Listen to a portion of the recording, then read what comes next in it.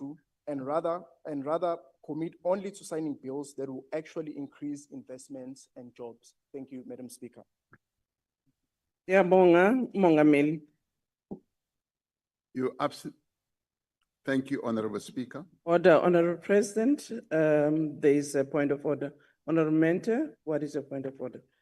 Thank you very much, Speaker. There are members on the platform that are waiting to be accepted. Since we started, they are still waiting on the lobby. Thank you. Can our IT please ensure that we allow all members on the platform? Thank you, Honorable President. Thank you, Honorable Speaker. Honorable Zondi is absolutely right. The World Bank report is not specific to South Africa. It seeks to address the situation as it prevails in the rest of our continent and specifically in sub-Saharan Africa or Southern Africa. So we are sort of clubbed together with others, but our tax regime is quite unique and slightly different as well. But having said that, we should know that when the minister acts, ministers always and often act in consultation with their other colleagues. And there's this notion that ministers sometimes act like wild cards. They act of their own whim. Much of what is embedded in our legislation giving powers or certain discretions to ministers was done by this Parliament to empower ministers to take certain actions to enable processes of development to speed up and to move very quickly. So when ministers do act, they act in a representative capacity, they act in consultation with other colleagues in cabinet, and they don't act as rogue sole actors. So that needs to be put in context. And we must always believe that when ministers act, they act and seek to act in the interests of the people, because they have been elected by the people. Like all of us who are here, when we do act, it is assumed that we are acting in the interests of our people as we were elected by those people to represent them and to take certain actions that will advance their interests. So I want to disabuse us of this notion that when ministers have a discretion, they will use the discretion to ends that will not benefit the people as a whole. And I think the default response or approach should always be they're acting in accordance with the law and also to advance the interests of our people until proven otherwise. Thank you, Honorable Speaker. Enkosi Mongameli, ngoku ndizawucela ilunga lethu elihloniphekile libeke umbuzo walo oyisichibiyelo esithathu. Honorable Zibi. Yabulela, Madam Speaker. Mr. President, provincial and municipal road infrastructure takes a beating from heavy vehicles that service the mining industry. There are also collateral impacts on the environment at municipal and provincial level. Would the government consider ring-fencing some of the royalties revenue to be allocated to municipalities and provinces which have to deal with this burden in a way that other provinces do not have to? Thank you. Mongameli. Thank you, Honorable Speaker. Quite a novel idea, Honorable Zibi. I found that you're always full of ideas. Quite a novel idea. However, I do think that when Treasury and through the budget process allocates or makes allocations for towards local government and towards municipalities, they do take some of those issues into account.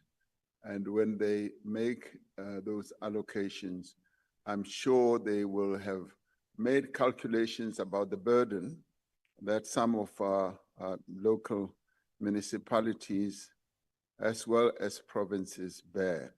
However, the real answer is removing mining haulage from the road onto rail, because that should be our objective, because getting the rocks and the sand and soil that is mined out of our mines to where they should be processed should really be on rail rather than on the road, because rail is much more of a sustainable form of transport, and we should be returning all those goods to rail.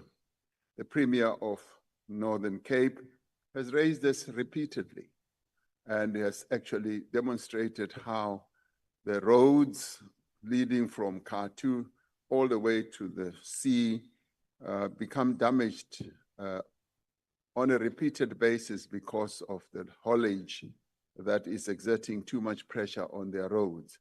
So that is a matter that through Transnet, we're looking at, and the reforms that Minister Creasy is engendering are aimed at ensuring that we strengthen Transnet, we're able to get Transnet to be able to repair and recalibrate its rail capacity so that we can haul more and more of the goods to where processing should happen and ultimately to where exports can happen for those goods.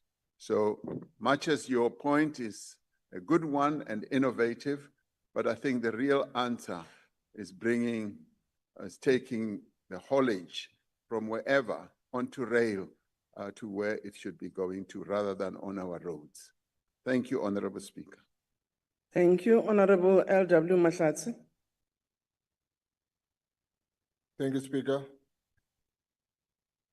President, greetings. With the World Bank highlighting that Southern Africa collects only 40% of its potential mining revenue, and considering the proposed implementation of a resource rent tax, what concrete, auditable mechanism and ring-fencing measures will be put in place to ensure that these additional funds are clearly directed towards uplifting impoverished rural communities through improved public services and infrastructure, rather than being diverted through corruption or elite networks? Mr. President.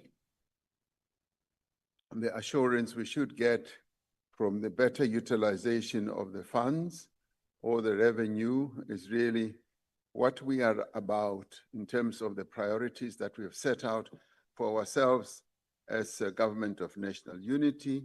Our third key priority is to ensure that we have a capable state. We strengthen the arms of the state to be able to collect revenue. And to this end, SARS stands us in good stead.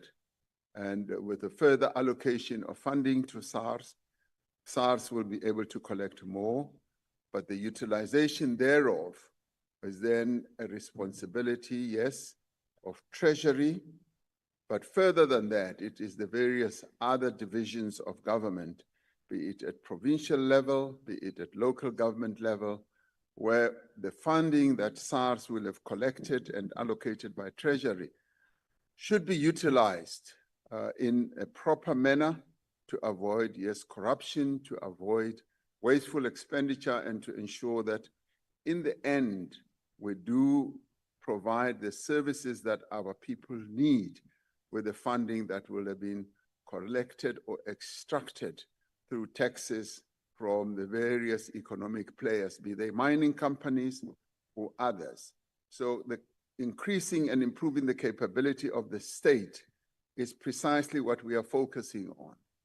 And we've also decided that through our Vulindlela process, we're going to focus on strengthening local government and making sure that local government functions better. A minister who is in charge of cooperative governance, Minister Hlabisa, is in the process of working out precise legislative architecture that is going to help us to strengthen local government and to ensure that we are able to have the type of local government that will look after the resources that will have been brought through from the revenue, through the allocations by Treasury, right to the places where execution takes place. So it is through strengthening government, and that is a key priority that we are focusing on. Thank you, Honorable Speaker. Thank you, Mr. President. I would like to remind our members on the virtual platform to please name the gadgets that they're using so that the staff of Parliament would know who they are. Mr. President, the second question has been asked by Honorable M.V. Daniels. The question is about the specific legal and/or statutory provisions that the government relies on when it classifies the Khoi and San, colored, Indian, and white South Africans as not being African in particular after more than 3 decades of democracy. Honorable the President. Thank you, Honorable Speaker and honorable members. We worked from the starting point that every South African is by definition an African. We are all equally of the African continent. And as declared in various iconic documents, like the Freedom Charter, South Africa belongs to all who live in it. Just as we are all equally South African, we have an equal claim to this country. As we work to overcome the racial and other divisions of the past, we have put in place what I would call legislation and other measures to redress the effects of discriminatory laws and practices and conventions that used to take place in this country. We've introduced legislation in areas such as land reform, employment equity, and economic empowerment. If we are to affirm and advance the position of people who were previously disadvantaged and who were previously held back, we need to use for this purpose alone the terms associated with our apartheid past. And not only is the use of such terms necessary to redress, it is also necessary to gauge the progress that we are making to reduce the stark differences in the material conditions between different population groups in our country. Finding terms that are accepted by all South Africans is not straightforward as we would imagine. And there is bound to be debate about what is most appropriate and most acceptable. The broad-based Black Economic Empowerment Act, for example, defines Black people in the context of the Act as a generic term of Africans, coloreds, and Indians. In the census and other statistical reports, Stats SA uses the terminology Black African, colored, Indian stroke, Asian, and white. The use of race-based terminology will always be difficult for our country, like ours, for a country like ours, to accept as we work to put behind the racial injustices of the past. However, until we have reached our goal of equality for all people in our country, there will be circumstances when we need to use such terminology. Our responsibility is to ensure that our use of such terms ultimately makes the differences they refer to less and less important until they are rendered meaningless and no longer serve any purpose. We are, as you would say, on a journey to moving away from the shadow of our horrible past. Our horrible past, which defined us as separate groups and separate entities. What is important for us is to see ourselves as South Africans and to see ourselves first and foremost as Africans, because it is this definition of being Africans that constitutes our being. We are African, first and foremost, and the rest has been utilized as a definition or description to divide us. And we therefore need to rid ourselves over time of those divisions. And I do think that we are on the journey towards doing that. It will take us time, but we are definitely on a journey. Thank you, Honorable Speaker. Thank you. The supplementary question will be asked by Honorable Peterson on behalf of Honorable Daniels. Thank you, Honorable Speaker. Honorable President, has there been any impact assessments conducted to understand how this current classification system affects social cohesion and access to socio-economic opportunities among these groups? If so, what measures are being taken to address any disparities identified in such assessments? Thank you. Mr. President. My apologies, Honorable Speaker. I was trying to locate where the Honorable Speaker was. Okay. The Honorable Speaker is next to yes. Honorable Sabisa. So in the course of trying to see whether she was online, I should never say I have listened. I can ask her, Mr. Yes, President, to repeat the question. If you could, yeah. Thank you. And it has nothing to do with her height. No, it does, President, and it's fine. Honorable President, has there been any impact assessments conducted to understand how the current classification system affects social cohesion and access to socio-economic opportunities among these groups? If so, what measures are being taken to address any disparities identified in such assessments? Thank you. Thank you, Honorable President. I'm not aware of any specific assessment that has been done. And to the extent that assessment has been done, it's been broadly generalized to deal with people who are disadvantaged by the apartheid system, to measure the extent to which there has been progress.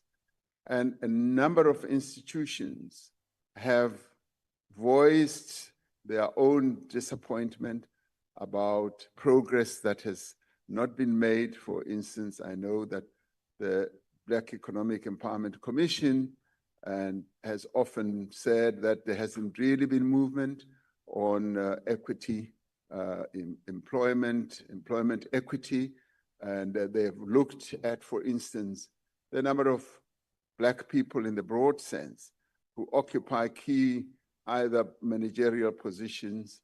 And I know, for instance, bodies such as the Black Business Council have also always complained that there aren't enough Black people in the ownership ranks of the companies that are in our country, either listed on the stock exchange or whatever.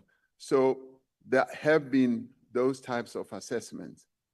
And of course, the lesser performance that we see does affect social cohesion because it engenders a sense that we are not really moving with regard to ensuring that there is equality and we are adhering to the dictates of our constitution to ensure that there is equality. So for us to engender social cohesion, to make sure that South Africans have a sense of belonging and a sense of ownership, we need to do much more in terms of getting those who were previously disadvantaged to get into ownership positions, to managerial positions. And the other level of inequality is how the women of our country have been relegated to the back. So that too is an important aspect of this whole process. We should not just only look at it as the race issue, but we should look at the gender issue because patriarchy is still prevalent in our country, and much of the struggle was also about ridding our country of patriarchy as it was of ridding our country of racism. Thank you, Honorable Member. Thank you. The next supplementary question will be asked by Honorable M.L. Likhanyane. Thank you, Honorable Speaker. Motlhompe Morena President, madume ke makhura re a tlotla. Na ke magato a mafe a mmuso wa rena wa democracy o ka tšeago go tšwetša pele morero wa go aga Afrika Borwa ya botee yeo e kopanego, yeo e hlathilwego ka gare ga lengwalo la Freedom Charter le molaotheo wa rena wa naga ya Afrika Borwa. Kudu ka ge nako yeo re phelago mo go yona. Re bona boganka bja bonationale le mekgwana-kgwana ya semorafe le kgethologanyo ya bong le tše dingwe. Ke a leboga. Ke a leboga, Honorable Member. Mhloniphe President. Thank you, Honorable Speaker. The government continues to take steps to ensure that those who were previously disadvantaged are given opportunities to play their role in the economy of the country, not only in social matters or political matters, but also in the economy of the country. And it is really in the economy where the incidents of exclusion, incidents of racism are most felt, because it is in the economic sector where ownership was denied to Black people.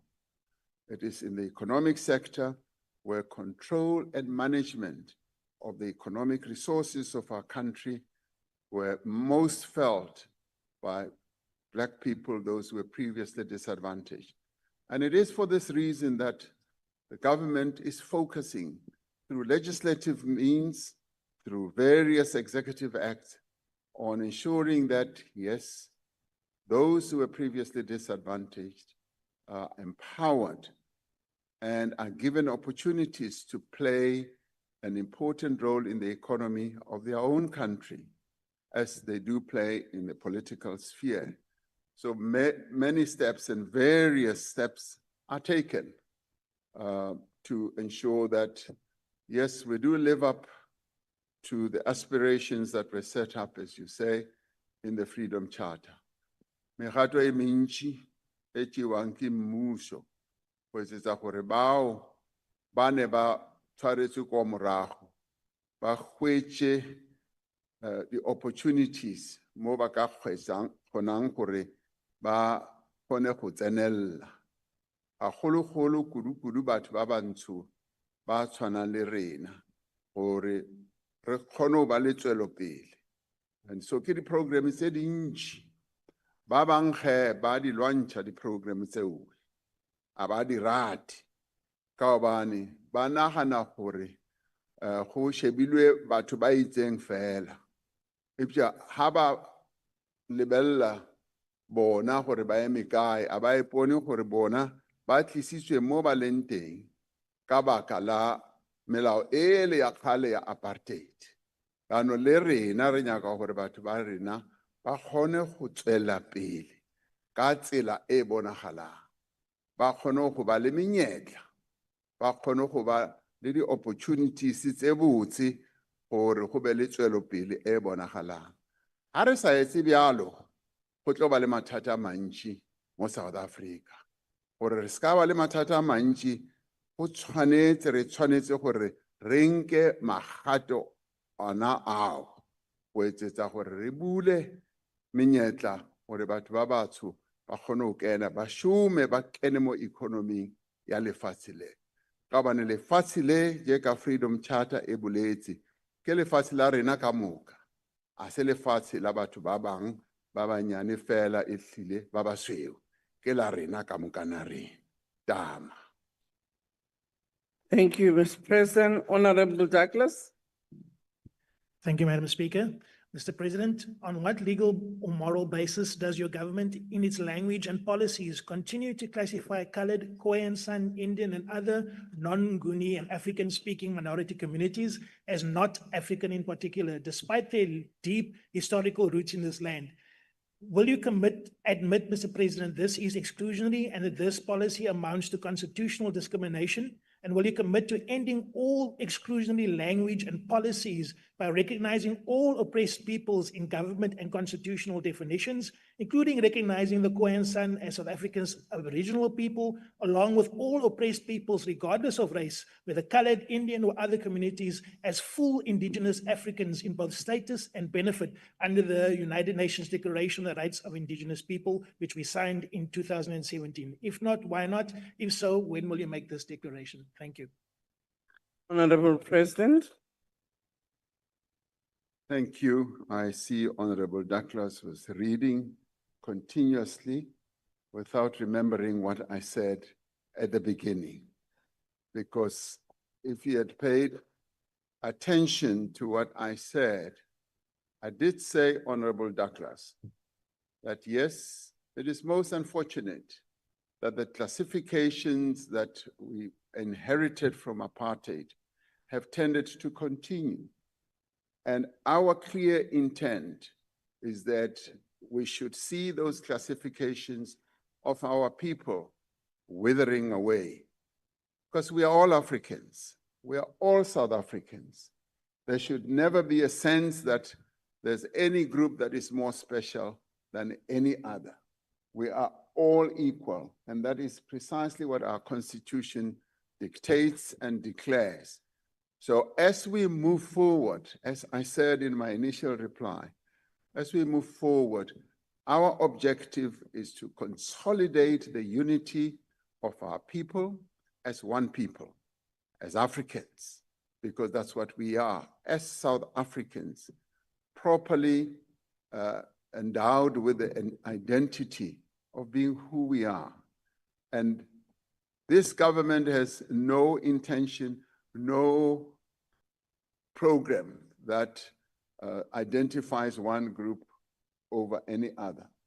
It does, however, say those who were previously disadvantaged.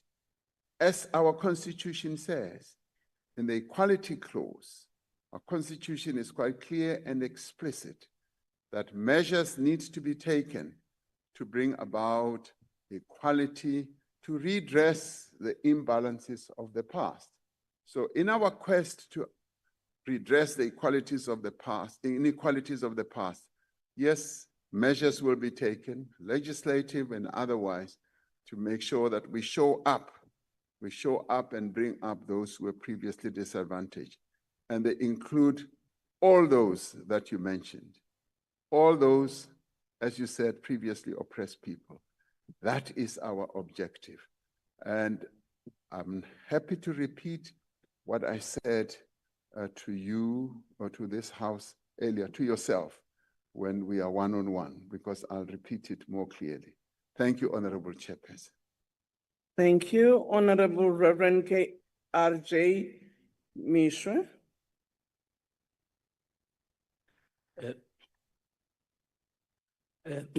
Thank you, Chairperson. Mr. President, I heard you well. But it is not correct that after 30 years of democracy, you still have on paper a racial classification, because it makes those who know they are African, as you just said, but they are not treated as Africans. Maybe because they're not dark enough. This has to be corrected. You cannot tell me, Mr. President, that you are not smart enough to come with another idea rather than race classification. I understand that there is a challenge, there is a problem that has to be addressed, and government is trying to use that. But are you saying to me that the apartheid people, the apartheid government, was more intelligent than you?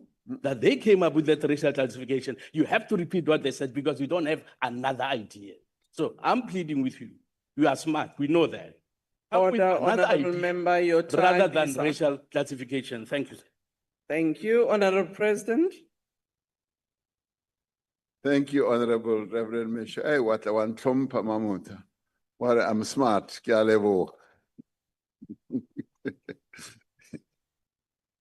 No, as I did say, Honorable Mishra, that yes, we are still dogged by the classification of the past.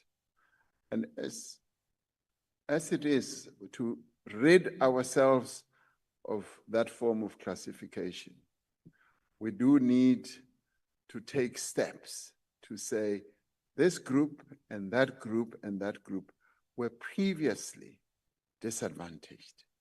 And we therefore have to take steps to ensure that they are put in a better position when it comes to a whole range of areas, ownership, employment, and so forth. Because if we don't do that, then it basically means that we are accepting that everything is equalized when we know very well that it isn't.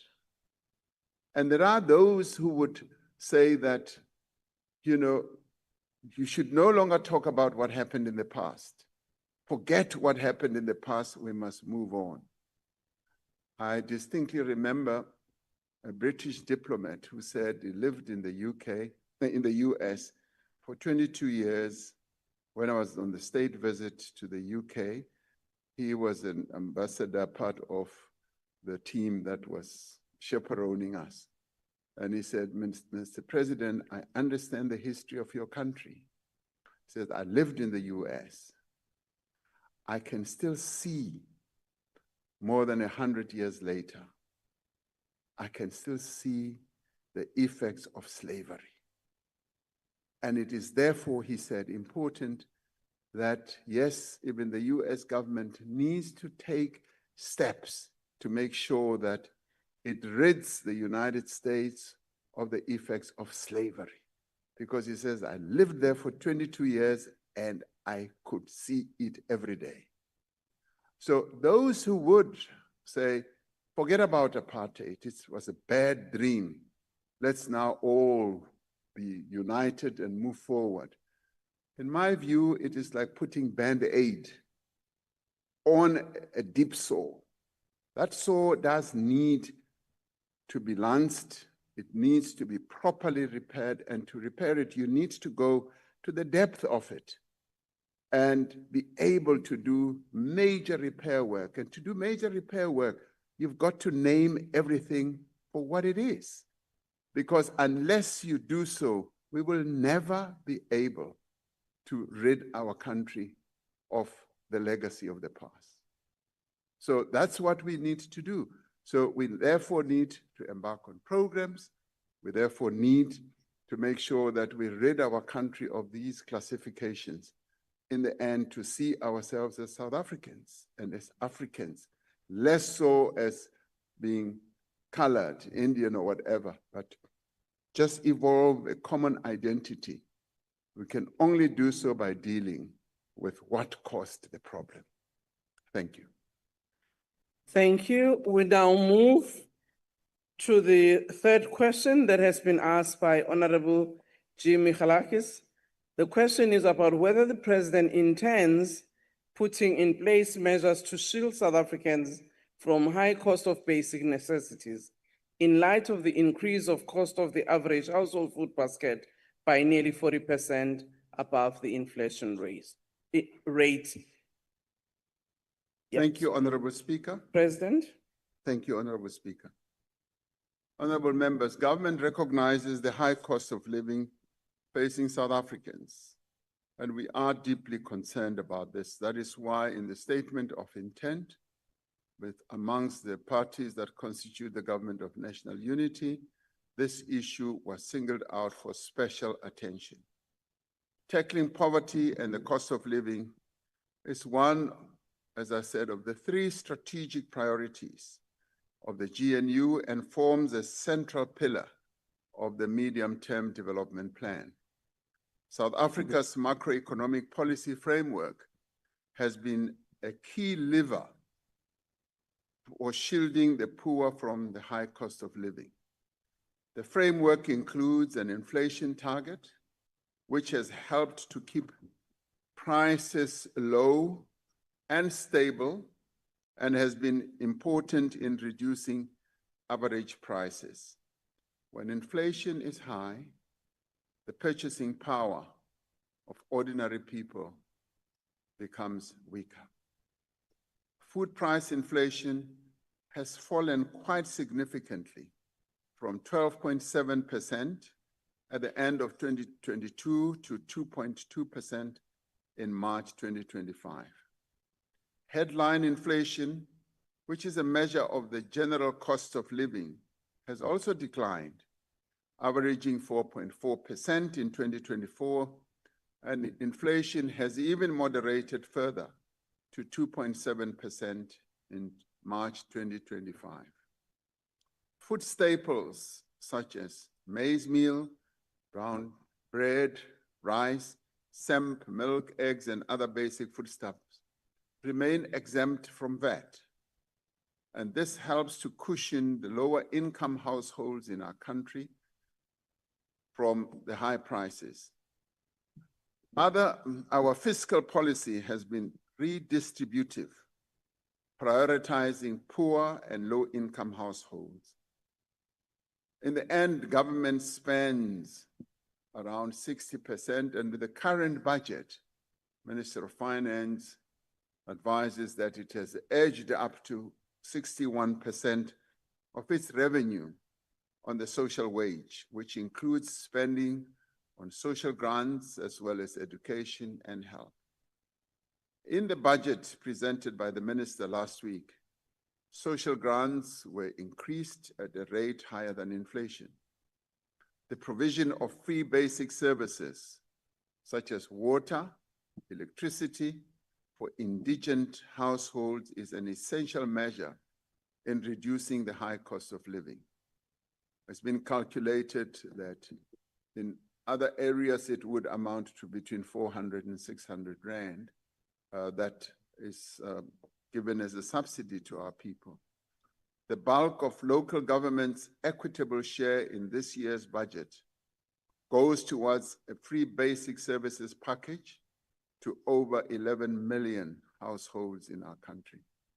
Now, this package of free municipal services continues to be a key tool for reducing poverty and inequality and raising living standards and facilitating access to greater economic opportunities for many of our people. It is therefore essential that municipalities ensure that this support reaches all the households that need it. Now, I keep on urging municipalities, Honorable Speaker, to revamp their indigent registers. A number of municipalities have not been doing so on a regular basis. And the allocations that are then given to them are then diverted to a whole number of purposes. And I'm sure that the chief whip of the opposition party, having been a councillor in a municipality, will testify to this. I found this to be especially the case in Johannesburg, where the indigent allocation has not been as properly used as it should have been. Another measure to mitigate the impact of the high costs of basic necessities are a network of over 3,000 center-based food programs that were established by the Department of Social Development to provide nutritious food to poor people and vulnerable people. Now, these centers provide comprehensive services that include psychosocial support, welfare and developmental interventions while addressing the immediate need of providing access to nutritious food and on a daily basis. We're also working to address some of the structural factors that contribute to the cost of living, including the impact of apartheid spatial planning.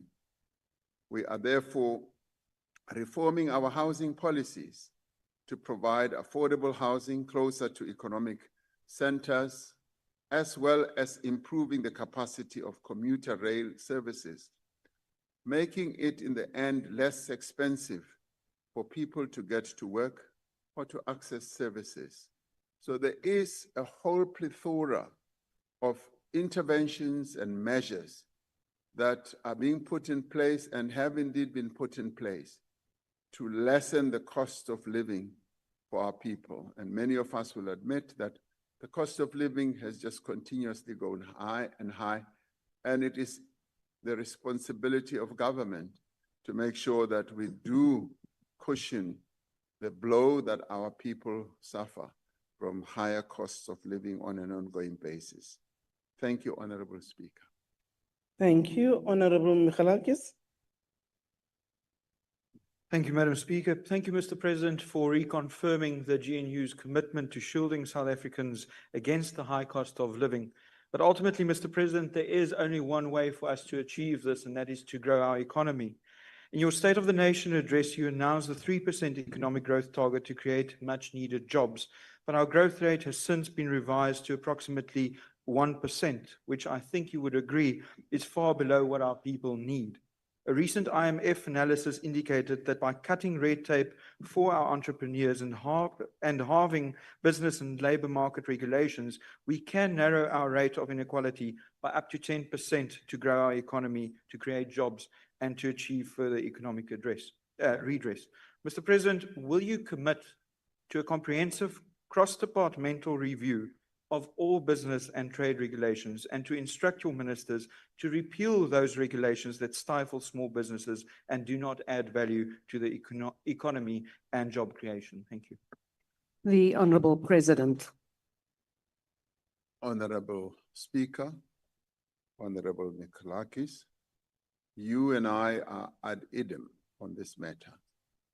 If you have listened very carefully, and I've been told that you are a very careful listener, if you have listened carefully, you will recall that this is a matter that I've raised on a number of occasions.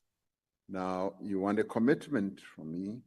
Be careful what you ask for, because you may get it, because that's precisely what ministers in the GNU government are being directed to focus on, to reduce the regulatory burden. And all of us will admit that our country is overburdened with regulations. We've got tons and reams and, pages of regulations for everything. And I often say sometimes it was moving the pendulum from one end, which was apartheid, and we moved it all the way to wipe out the ravages of apartheid. And so the pendulum moved from left to right without resting in the middle. And what we should have done is to get the pendulum in the middle so that we don't have the extremes of what we inherited or what we thought we are correcting. So therefore, in the 7th administration, the process has to be every department must look at its regulatory framework. And those regulations that militate against growth, those regulations that impede our growth movement forward quickly should be reviewed. And those that will need this House to review, either in the form of laws or regulations, should be brought here with clear arguments of why they need to be amended.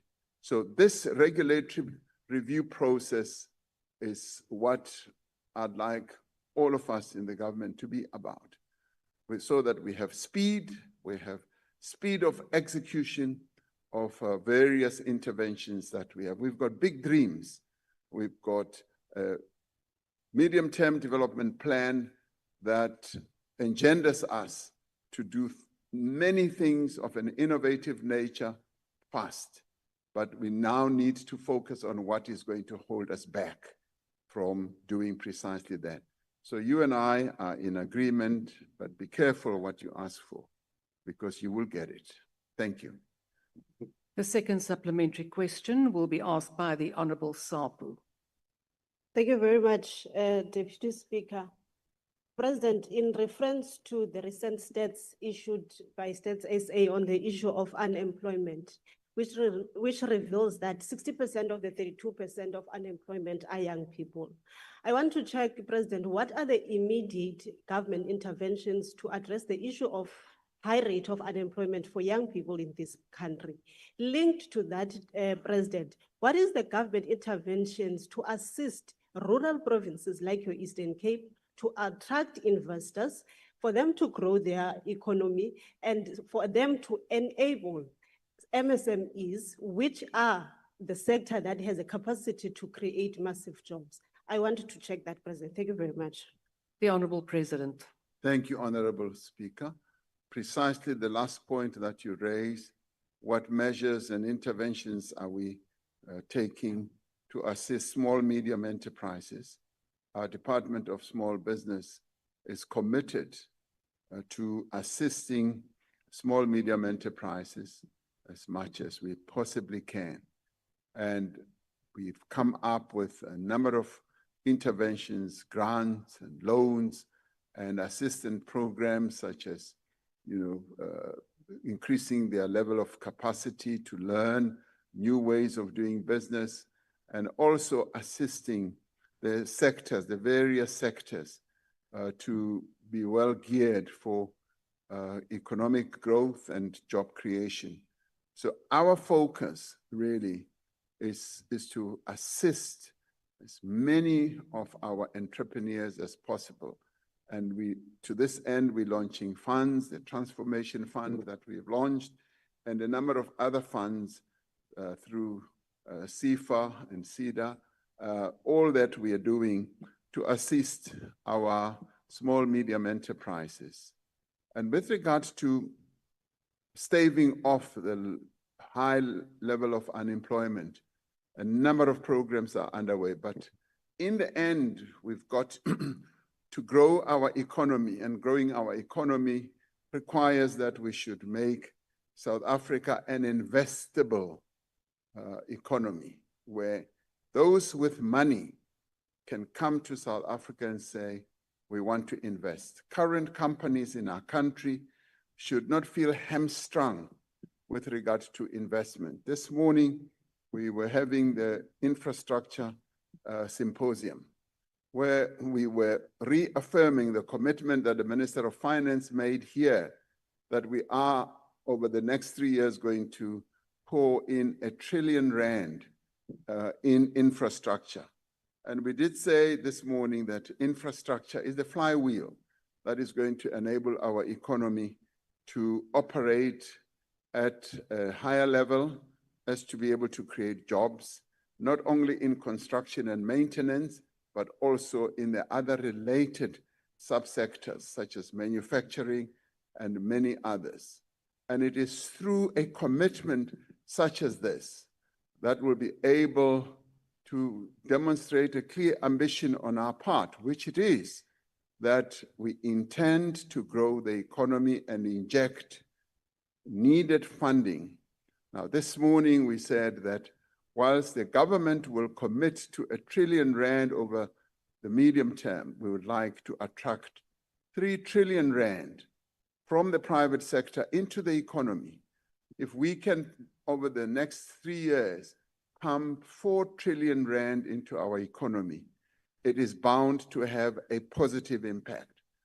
And to this end, we have come up with a number of funding, innovative and new funding methods to be able to entice the private sector to invest in infrastructure, in our economy. And it was very interesting that this time round, the symposium was oversubscribed. It had many, many more people who were in attendance. Minister McPherson and Deputy Minister Zikalala were quite overjoyed by the attendance of the various people who are either financiers, construction companies, material suppliers, and developmental agencies and all that. So that is showing a very positive indication that there is interest in our infrastructure build ambitions, and they are being backed up no longer just by statements or paper. They are now being backed up by our clear intent to ensure that projects that we've spoken about are now executable. And we've been able to attract a number of people, learned people, engineers and various scientists to make sure that the projects are project ready and they are fundable and we are able to see a great deal of progress. With that, Honorable Sapu, we will be able to make sure that, yes, we do generate growth, because it is when the economy grows that we will be able to lower the incidence of unemployment in our country. Thank you very much. The third supplementary question will be asked by the Honourable Matwe. Thank you very much, Deputy Speaker. President, what you just said now is not different from what you've been saying over the years. The reality is that your own government has not grown this economy by more than 2%. We're talking today, your own government revised the economic growth that they put last month from 1.8 to 1.4. So there is no economic growth that is going to happen in the medium term. You have not been able, President, to reduce the high levels of unemployment. You have not been able, President, to shield the poor from the high cost of living. We've seen the Minister of Finance now attempting to increase the fuel levy, which will deepen the crisis of our country. So we saw you taking a trip to the US last week. And we're asking ourselves, what strategic economic interventions are you trying to lock in? Because you are saying you went there to mend relations. How is your trip going to assist us? President? Thank you, Honourable Member. Your time has expired. President, you dismally failed, Deputy Speaker, to finish, to protect the constitutional ruling that Honourable said Member, that your time has the farmer expired. chant is not Honourable Matwe, your that time has constitute to hate expired. speech and does not incite Honourable Matwe, violence. So, Honourable President, Matwe, I'm now cautioning you. You are I'm going finishing, beyond your time and you are not that's fine. acting. Honourable Matwe, Honourable Matwe, You have to protect me. honourable members, You. please give me the opportunity. Honourable Matwe, you are now 40 seconds over your time. Deputy Speaker, I was disrupted by these people. No, honourable member, there President, was you failed no to protect the interruption. constitutional Honourable Matwe, will you please Unlike President sit down? Honourable Matwe, I am now cautioning you. Honourable Matwe, will you please leave the chamber? Honourable Matwe, I have been cautioning you a number of times. Now I'm asking you because you are ignoring and disrespecting the chair. Honourable Matwe, I have asked you to please leave the chamber. Chairperson, Yes, you she only must caution kindly them leave, once. Speaker. How many Leave the cautions must you give a member before you eject them from the house? Which I You have. cautioned her once. You No, said I I'm did cautioning not. you. I said Then she caution sat 50 down. times. No, after 46 seconds. Honourable Matwe, please leave the chamber. That is my instruction. If you do not want to, Sergeant at Arms, could you please assist? Honourable Matwe. But Deputy Speaker, is it because he was touching you on the Americans? You can't do that. Honourable Sergeant at Arms. Though, Deputy Speaker, that's not how we operate. No, that's not how we operate. You want the member. You only just told her that she has spoken over 40 seconds. And after that, she must leave the house. That's not how we work. That's how you work in the EFF, not in Parliament. For the time, and you did not stop them. Honourable Mente, I am also cautioning you. That is now the second one. Honourable Mente and the Sergeant at Arms. I am now calling the Sergeant at Arms. Doesn't change the fact, Deputy Speaker, you can remove us from this You need house. to follow the Failed rules to of respect the Parliament when I constitutional speak. code, which says kill the poor, kill the farmer is a crime, and therefore doesn't constitute to a hate speech. That's why you are sitting on that chair. You are trying very hard to impress Julius on our time. Stop it and go out. I fuck off when not in an auction of impressing Julius Malema, man. Can you go out? You don't have time. you are scared of white people. Honourable Speaker. We are worshipping white people here. Honourable Deputy Speaker. Now the second one. Honorable Member. You are scared of white people when a speaker. You are scared of white people. Honorable Deputy Speaker. I'm not recognizing anyone now. You may not, in terms of the rules, intervene at any point But whilst a Deputy Speaker, member our is hands are up asking. here. Can you recognize us as well? I have just ruled, Honorable Mkalipi, you should know the rules, that whilst someone is being removed, that you may not interrupt the process, because then you are also in breach of the rules. So I am cautioning you, Honorable Mkalipi. You want all members of the EFF out of that house Honorable because you're Mkalipi, I am cautioning you now for the second time. But Deputy Speaker, why are you saying Honorable you are questioning Mkalipi, me that while I'm is now the quiet? third time that I'm cautioning you. But The I'm table, quiet. please Why are you remove calling my name while I'm Honorable quiet? Mkalipi from the Hey, platform. keep quiet. You are not quiet when I'm calling. Keep quiet. Hey, Honorable when Piri. shut up, Piri, shut up. You are scared of white people, Honorable Deputy members, we will now Speaker. proceed. Honorable. You are scared of white people. Honorable Deputy Speaker, can I raise on a Very point of scared. order? Honorable members, I'm now cautioning you on the platform. You have not been recognized. And we will now proceed. Honorable Mkaula, order. Honorable Mente, what is your point of order? The point of order is on you, Speaker, and your unfairness.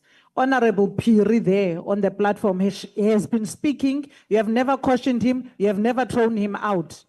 Honorable Yet Mente. Mkalipi, you have thrown her out. For what good reason? Honorable Mente, focus. No, you are unfair. You are unfair. I'm very focused. You are Honorable unfair. Mente, I am now cautioning you She's for only the third concentrating time. on EFF members. Honorable member You're only of the concentrating MK. on EFF member.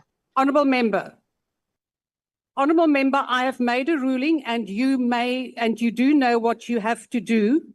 Once a ruling has been made, you can go to the speaker and then to the rules committee. Honorable President, please proceed. Honorable Speaker, I just have a point of order. Thank you, You Honorable. can't have a point of order. Deputy The ruling Speaker. has been made. The ruling has been made. Honorable members on the platform, order. May you grant me, Honorable. Honorable Tutetse, I'm going to remove you from the platform now. Please remove the member from the platform. Honorable Mente, I have now cautioned you a number of times. I am going to next time now ask you to leave the chamber. The same honorable member of the MK. Honorable member of the MK, do you know the rules that if a ruling has been made on the same matter, you cannot raise another point of order? So is this a new point of order? Honorable member, then you go to the rules committee with your complaint. And please do, honorable member, order. We will now proceed, Honorable President. Thank you, Honorable Deputy Speaker.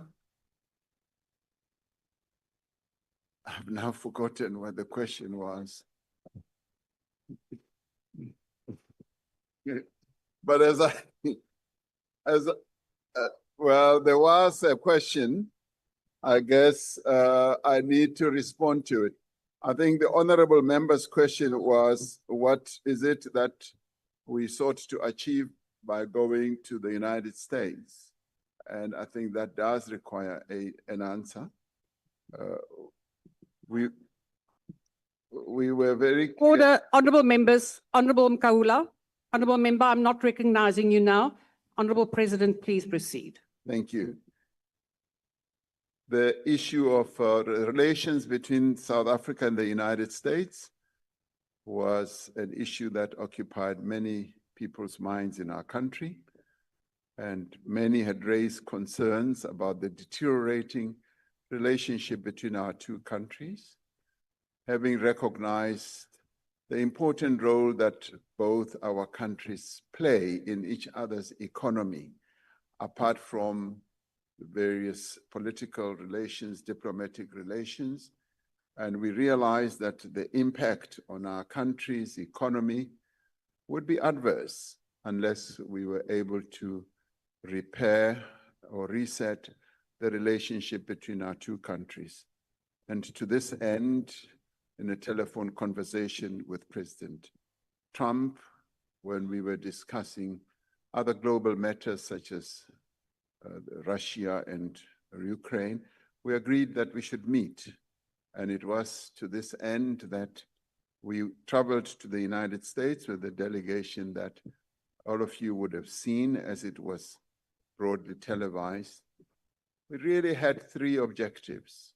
The first was to reset the relationship between two trading partners, partners that have had dealings over many years and where we invest in each other's economies.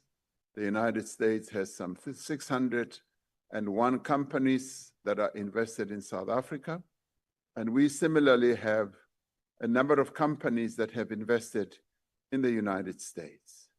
A number of our jobs, some of the sectors that would be affected would be agriculture, the auto sector, and the steel and aluminum sector, and a number of other sectors that make machines, and the mining sector, where we sell critical minerals to the United States, would be adversely affected if the relations were not straightened out. So it was to this end that we were motivated to reset that relationship. The second objective was to set up a process of engagement between the United States and South Africa. There had hitherto been a process of disengaging, where we were no longer really engaging at a government level to deal with issues that governments normally deal with on an ongoing basis. And we wanted to engage on tariffs, on investments, and related matters. And the third objective was to discuss the G20 and to highlight the important role that a country like the United States, which is the largest economy in the world, plays in the activities of the G20, which we are so deeply immersed in and having the responsibility of leading. And that it's important for the United States to engage with the G20 process and ultimately to entice the leader of the United States to come to the Leaders' Summit at the end of the year. So broadly, those were our objectives. And there could be a fourth one, which would be just the promotion of investment by American companies and South African companies in each other's economies. So we do believe that we achieved those objectives. The engagement with the American government has started. Soon after we left Washington, the engagement has now commenced, and there are discussions that are happening in relation to tariffs, in relation to investments, and we believe that we have reset the relationship despite what we could have seen on television. We were able to have a much more meaningful discussion and meeting with President Trump and his representatives during the quiet room where we had lunch together and had meaningful exchanges on a number of issues. And we do believe that the engagement will continue through the G20 process. So that was the main objective of the visit.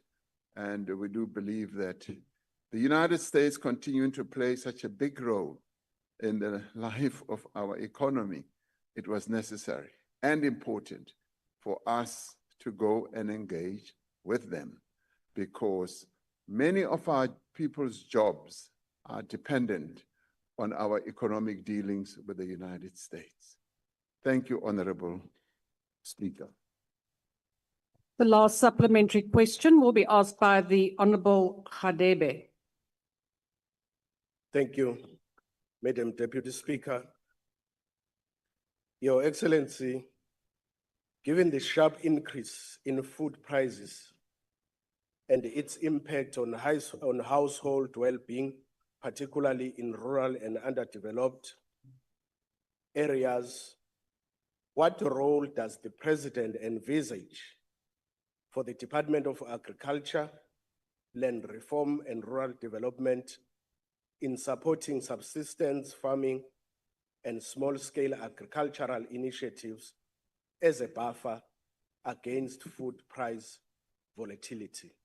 Thank you. The Honourable President. Thank you, Honorable Deputy Speaker. The issue of the rising prices in food items is a concern for all of us, but we've seen how the lowering of inflation has had a rather positive impact on the number of food price items, and so that pleases us. But at the same time, our VAT exemption on staple foods also helps to cushion the poor against rises of prices in a number of others. But we can't stop there. We do need to embark on other interventions to assist our people to be productive when it comes to agriculture, to land reform. As it is now, our land reform process continues. Minister is continuing to hand over certificates and to engage with beneficiaries of land reform and to encourage them that rather than take money compensation, they should rather stay on the land, and that we will embark on assistance programs to help them to turn the land that they inherit or get into productive centers. The Department of Agriculture is also assisting a number of farmers and targeting a number of subsectors of the agricultural sector as a whole, be it in livestock, even dealing with a number of other challenges like foot and mouth diseases, and also helping your small and medium farmers or emerging farmers, and also in grain production, in vegetable production. A lot of programs are underway to assist in that regard. And we are embarking on a plethora of programs. This we see as a great opportunity to bring in many small-scale farmers.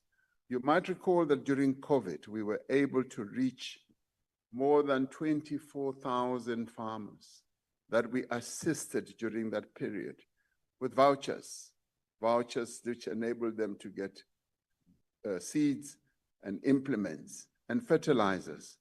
And that showed us that it is possible to assist many farmers indeed with various interventions or through various interventions. And this is a program that we've tested, and we're now utilizing even technology to ensure that we are able to spread all these assistance measures more broadly. So it is an area of focus, and we intend, as led by Minister Steenhuisen and Minister Nyonjo, to attack or to deal with a number of interventions that are prevalent in their two ministries, particularly as we separate the ministries. They now have clear line of sight of what needs to be done to assist our people, and also to make sure that we continue assisting those and supporting those and creating a conducive environment for those who are the food producers of our country, both small and big, throughout the country. Thank you, Honorable Deputy Speaker. Question 10 has been asked by the Honourable C.P. Mulder. The question is, considering the basic minimum program of priorities of the Statement of Intent for the 2024 Government of National Unity, which identifies the importance of rapid, inclusive and sustainable economic growth, the encouragement of fixed capital investment and industrialization, along with job creation as key focus areas for the 7th administration, what new economic policies have he and the Cabinet developed since the formation of the GNU on July 3, 2025, to achieve the specified focus areas? The Honourable President. Thank you, Honorable Deputy Speaker. The medium-term development plan, it really is the main plan that the government has put in place to foster economic development.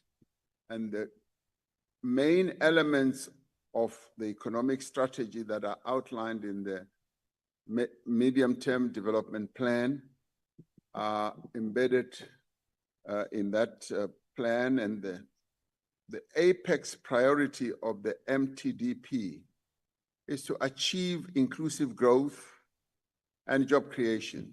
That is the key focus. This plan is underpinned by a stable macroeconomic framework, which creates a conducive environment for long-term investment. To achieve higher levels of economic growth, we are in many ways undertaking massive investment in infrastructure and upgrading our maintenance activities. Now, in the budget speech delivered by the minister, he confirmed that public infrastructure spending, as I said earlier, in the next 3 years will amount to 1 trillion rand. He noted that allocations towards capital investment remains the fastest growing area of spending, ensuring that we use our resources to foster and to support growth. And with this, public spending on infrastructure will be complemented by the reforms that we are and have embarked upon to the regulatory framework to enable public-private partnerships, as well as streamlining infrastructure financing and project preparation mechanisms to be firmly installed and implemented. Now, a further pillar of our economic strategy is to support sectors with high potential for growth and job creation. This includes growing our key export sectors like mining and agriculture, while developing new industries such as renewable energy, where we are continuing to distinguish ourselves, electric vehicles, and green hydrogen, and harnessing our unique advantages in the green economy. And we are strengthening the capacity of the state, which is another key pillar of the medium-term development plan, including turning around the financial and operational performance of state institutions and improving delivery at local government level. We are focusing on how we should be able to strengthen local government. And we are working in partnership with business and alongside other social partners to promote employment through public and social employment, where work experience and training initiatives are made available to those who participate in our public work programs. Our public work programs are aimed at bringing in not only young people, but people who are also beyond 35, to be able to give them either skills or training possibilities so that they are able to support their own livelihoods. Finally, we are implementing structural reforms to increase efficiency as well as competitiveness while addressing constraints on job creation. Now, the second phase of Operation Vulindlela, with the first phase having been quite successful, is an important part of our strategy to drive more rapid and inclusive economic growth, and also to make sure that we implement this second phase with a great deal of vigor, having learned from the experience of implementing Vulindlela 1. This will be achieved by sustaining the momentum that has already been developed and following through on the implementation of the existing reforms that are beginning to demonstrate their full impact. And this includes, for instance, transforming the electricity sector to achieve energy security, creating a world-class logistics system to support export growth, investing in water infrastructure to ensure water security, and to reform the visa regime or system to attract skills as well as investment. Now, the reform agenda is being expanded into new areas to improve the performance of local government and to create dynamic and integrated cities that will be able to lead economic activity and also to harness digital public infrastructure as a driver of growth and inclusion. Now, as part of this next phase of reform, Cabinet recently approved the ambitious digital transformation roadmap to leverage digital public infrastructure as being part and parcel of our growth program, focusing on digital identity, digital payments, data integration, and digital services as well.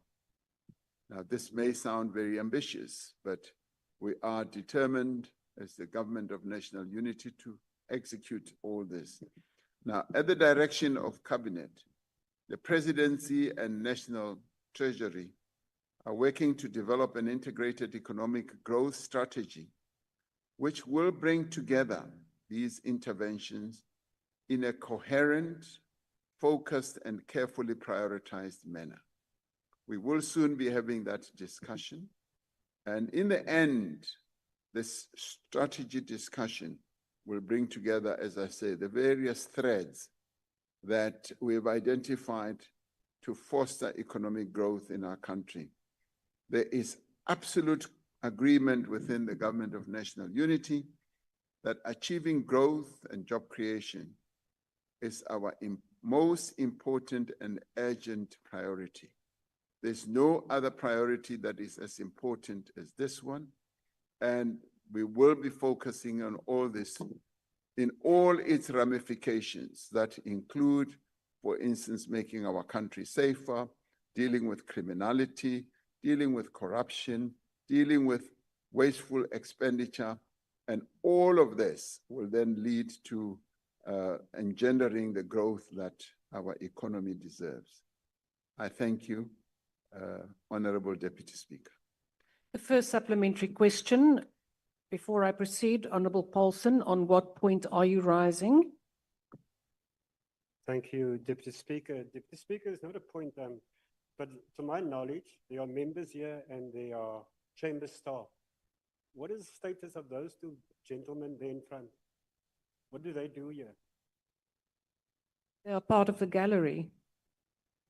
Not in the gallery, they're in the chambers. Honorable Paulson, I will Gallery's ask. over there. Honorable What are they doing in the Paulson, chambers? we will inquire. We will inquire. But why do you, Honorable but why Paulson. were you so arrogant? Couldn't you say that instead of telling me that's not the gallery? Because I believe they're in The gallery is gallery. over there. Honorable Paulson, I have now said we will inquire. We will now proceed. The first supplementary question will be asked by the Honorable Mulder. Thank you, Honorable Deputy Speaker. Thank you, Honorable President, for a very comprehensive reply, an impressive reply, making it very clear all the steps that are being taken by government. And if there's one thing that the Government of National Unity, I think, have in common is the commitment to economic growth. And a lot of things, the things that you mentioned this afternoon is in terms of Operation Vulindlela. And we accept that, and if I understand it correctly, it means to open the way, but the way is not open. There's a problem with the way, with all due respect. I want to say that if you look at the World Bank's report, it clearly indicates that the average growth at the moment for developing countries is around 4%. If you look at the top 10 African countries, the growth rates there vary between the lowest 5.9% to 7.9%. Even in terms of all the things that you have now mentioned this afternoon, your own Minister of Finance in the budget last week indicated that our current growth rate is 1.4, hopefully next year 1.6. despite all the programs, hopefully in the year thereafter, 1.8%. Our unemployment is 32%. Something is wrong. There's a huge problem. And the problem, Honorable President, is that all the issues that you mentioned, all the wonderful programs and the investments, as far as I'm concerned, are based on the current economic policy of government, the underlying economic policy. Now, that's why I asked the question specifically, are you prepared to take the initiative and to take the necessary steps to amend, to develop an economic policy that can make possible real economic growth in South Africa? Because that's what we need. If we don't have real economic growth, none of the programs that you've mentioned will be successful. None of them will be implemented. But that real new economic policy, as far as I'm concerned, needs to take a different approach with regard to certain basic things that I don't know if you're prepared to do that with regard to Black economic empowerment, with regard to equity, employment equity. Thank you, Honourable Mulder. Your time has expired. And appropriation without compensation. Are you prepared to do that? Thank you, sir. The President. Thank you, Honorable Deputy Speaker. I did say that the Government of National Unity is going to spend a considerable amount of hours in a number of days to come, just discussing the economic strategy and trajectory that we should pursue. Our ambition, Honorable Member, Dr. Mulder, is to make sure that our economy grows higher than what the projections are currently. That is our ambition.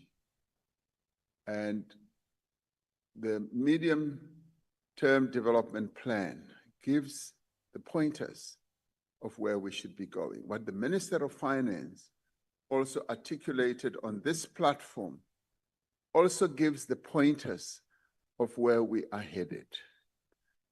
And I'm rather surprised and taken aback when I hear that policies of Black economic empowerment militate against the growth of our economy.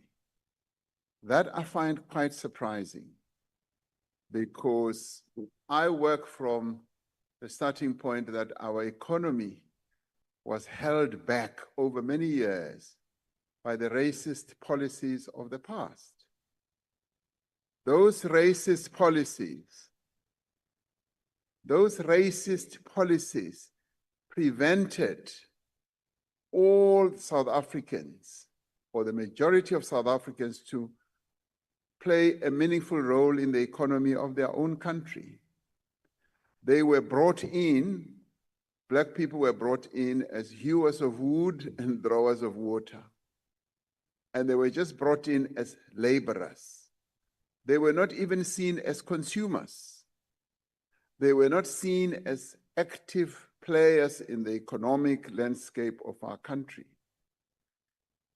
With democracy, what has now been happening, and what we seek to see happening, is the opening up of the economy, the broadening up of economic participation, which, if you observe Honorable Dr. Mulder, you will actually see, and it's right in your face.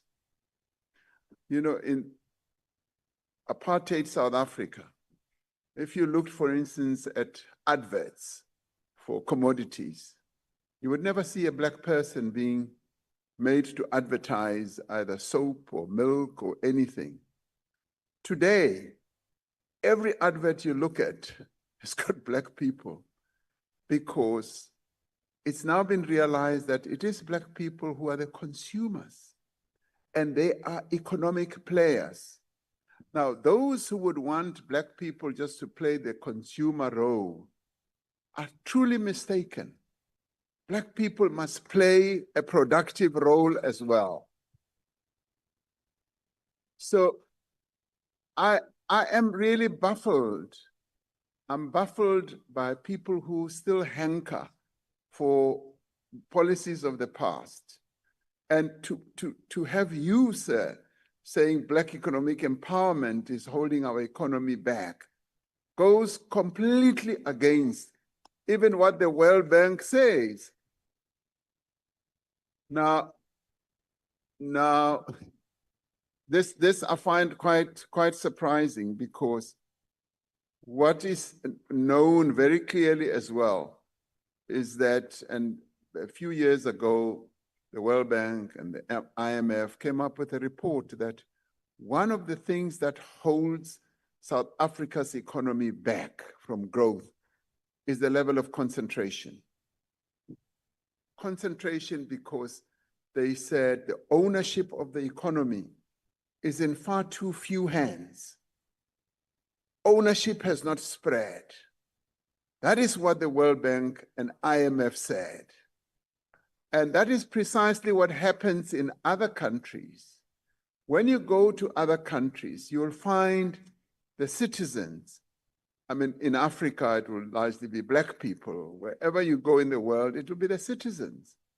Now, in our country, it was just the few privileged, and may I continue to say white people, who continue to own the means of production, who continue to own the productive economy of our country. Now, we took them to America. Now, this I find very worrying. I find it very worrying that we continue to have this notion that BEE is the one that's holding our economy back. It is the partial and exclusive ownership of the means of production in our country that is holding this economy from growing. So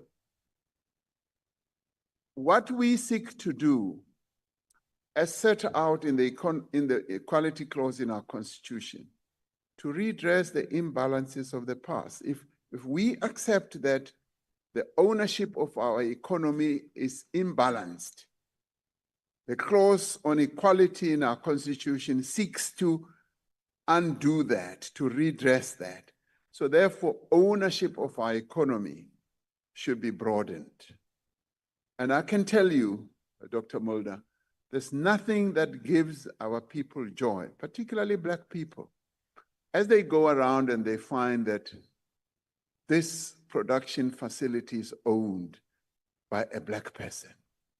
It warms one's heart. It makes us feel so good, because we've come from a horrible past when that was not allowed by law, where people were arrested. If you wanted to set up an economic facility in town, you were put to jail. But today, we are saying all that must be put behind us. We must allow more and more people to play an important role in the economy of our country. And this is what baffles me by those who are opposed to Black economic empowerment. I say, what do you want to see happening? Do you want to see Black people continuing to play the role of laborers, drawers of water, hewers of wood, and consumers only? Why can't Black people be made to own productive aspects of our economy? Why can't they be rich as well? That is what needs to happen. Because it is when they get to that level. Dr. Mulder, you look at the Afrikaners, the history of your people. If you look at the history of your people, they were held back by the English. And with later days, they were enabled. They became more and more economically empowered. And they became economically empowered due to the policies of apartheid, the laws that were put in place, the sweet deals that they were given, and they started getting more and more into being serious economic players. Why can't the same be done for Black people? Why? And this baffles me. Really, I don't understand it, because to me, that is the normal thing to do. You need, as a nation, to say, this group has been disempowered. It's been disempowered. We need to empower it. Like the approach we have now, the rural areas of our country have been disadvantaged. and we're seeking to direct more and more assistance and empowerment to the rural areas so that the rural areas also come up. Now, anyone who will tell me that that is wrong, really, I think they must have their heads examined, because that cannot be the case. So my answer, therefore, is our objective is to spread economic participation broadly.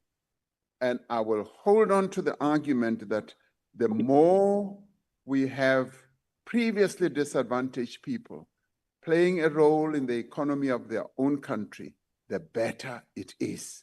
No, Because then don't we are able to bake a much bigger cake so that everyone participates Right. in having the cake. Thank you very much. Because we don't have. Thank you, Honourable President. Could I again ask the members on the platform to please make sure that your devices are muted? The second supplementary question will be asked by the Honourable Makubela. Thank you, Deputy Speaker.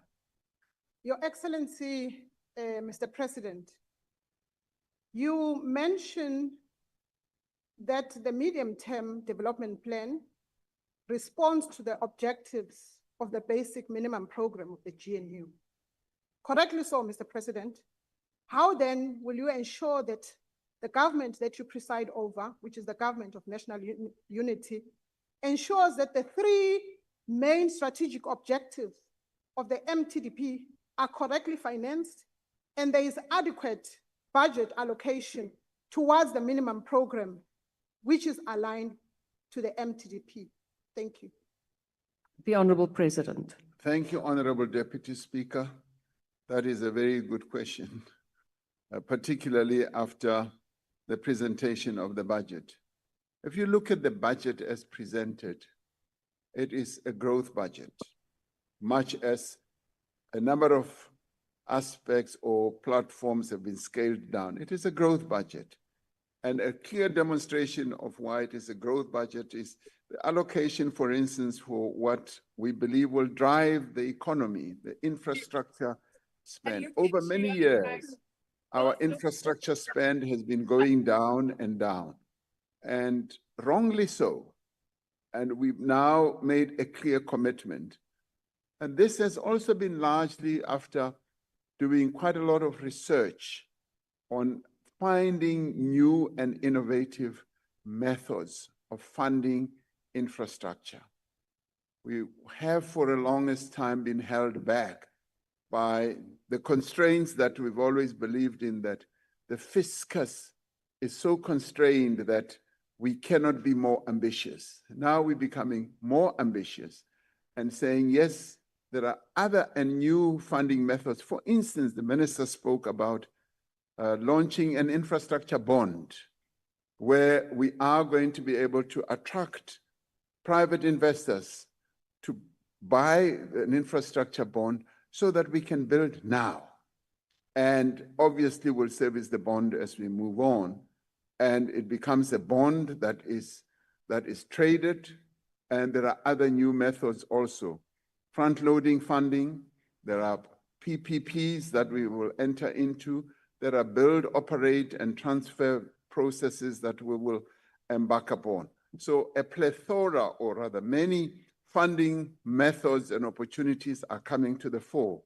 And that is why we characterize this budget as a growth budget, and also a distributive budget, where we are able to distribute a little bit more to our people. We would have wanted to do much more if we had more firepower or better financial resources. So attainment of what we've set out in our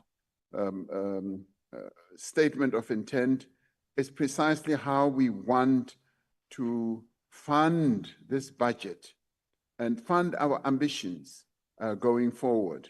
And I do believe that we have the capability to do so. And our growth ambitions are beyond what is being projected now. We want to grow our economy at a higher level, and sitting down in the next few days to as the government of national unity to properly structure our real growth path and what we need to do, either to curb spending that is not necessary, to save more money, to channel resources into what is productive and what will have an impact, is precisely what we're going to be focusing on. So I think we are on a good path, a path that is going to lead to greater growth going forward. Thank you, Honorable Deputy Speaker.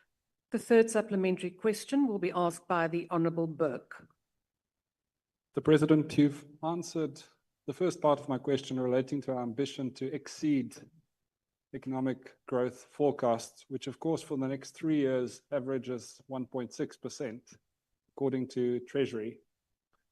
And we in the DA are committed to a GNU that does in fact grow the economy. So the balance of my question is whether you intend to drastically accelerate the policy measures that are pro-growth. The Honorable President. Honorable Burke, as you are being applauded for the question that I've already answered,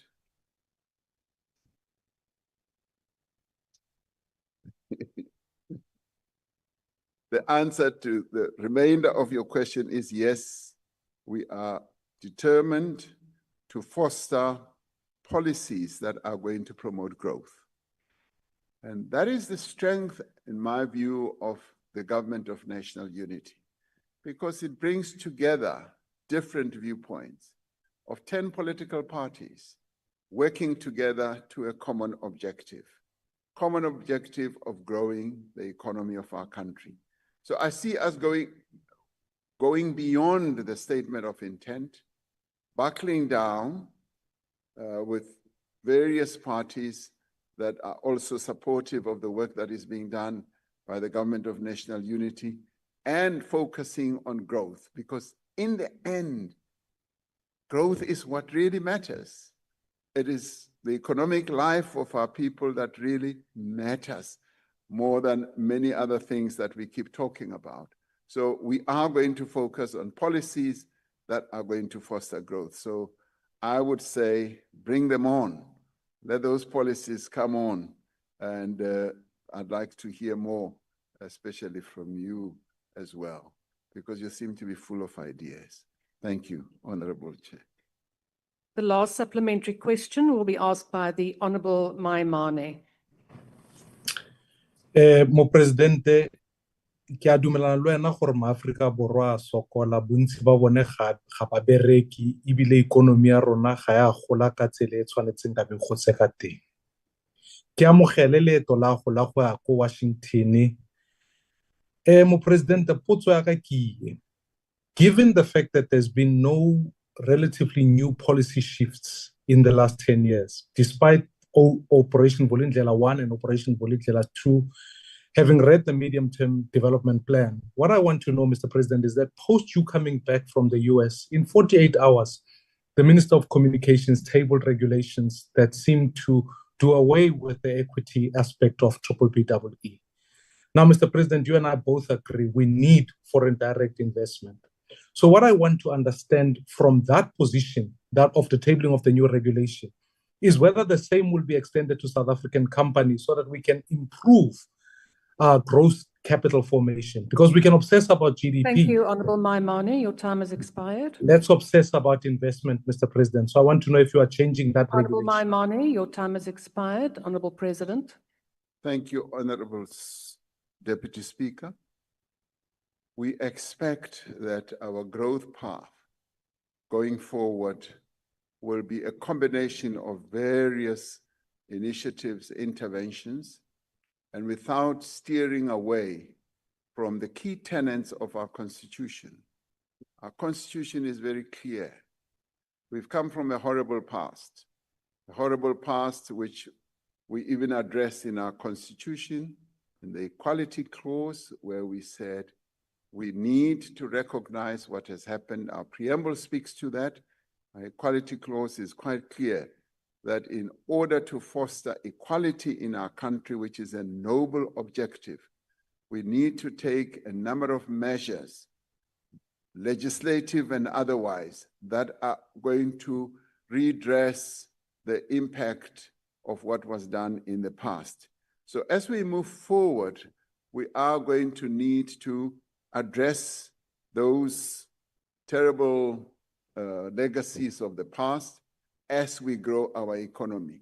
And what we seek to do is to grow an inclusive economy, not an economy that exclusively focuses on the growth of a particular group, but we want an inclusive economy that focuses on the growth of all and focusing on those who were right at the bottom of the step ladder so that they too can move up to the top of the step ladder. So to do so, we will need to take into account where we come from, what our constitution says, what our laws say, and be able to move forward in a very determined way. Thank you, Honorable Deputy Speaker. Question number 11 has been asked by the Honorable Mente. Your point of order. Yeah, yes, Deputy Speaker, we haven't received an answer on who are those gentlemen seated there in the chambers. My apologies, Mr. President. Yes, indeed, I have just received it, so I will gladly read it to you. Those gentlemen are protectors, and that is indeed in the gallery, although not clearly delimited, and that will be done in future. Thank you. Honorable Mente. Now, Speaker, can we do a proper demarcation, because this side is the House. Anyone who's not a member sworn in can't be on this side of the House. They must go sit there.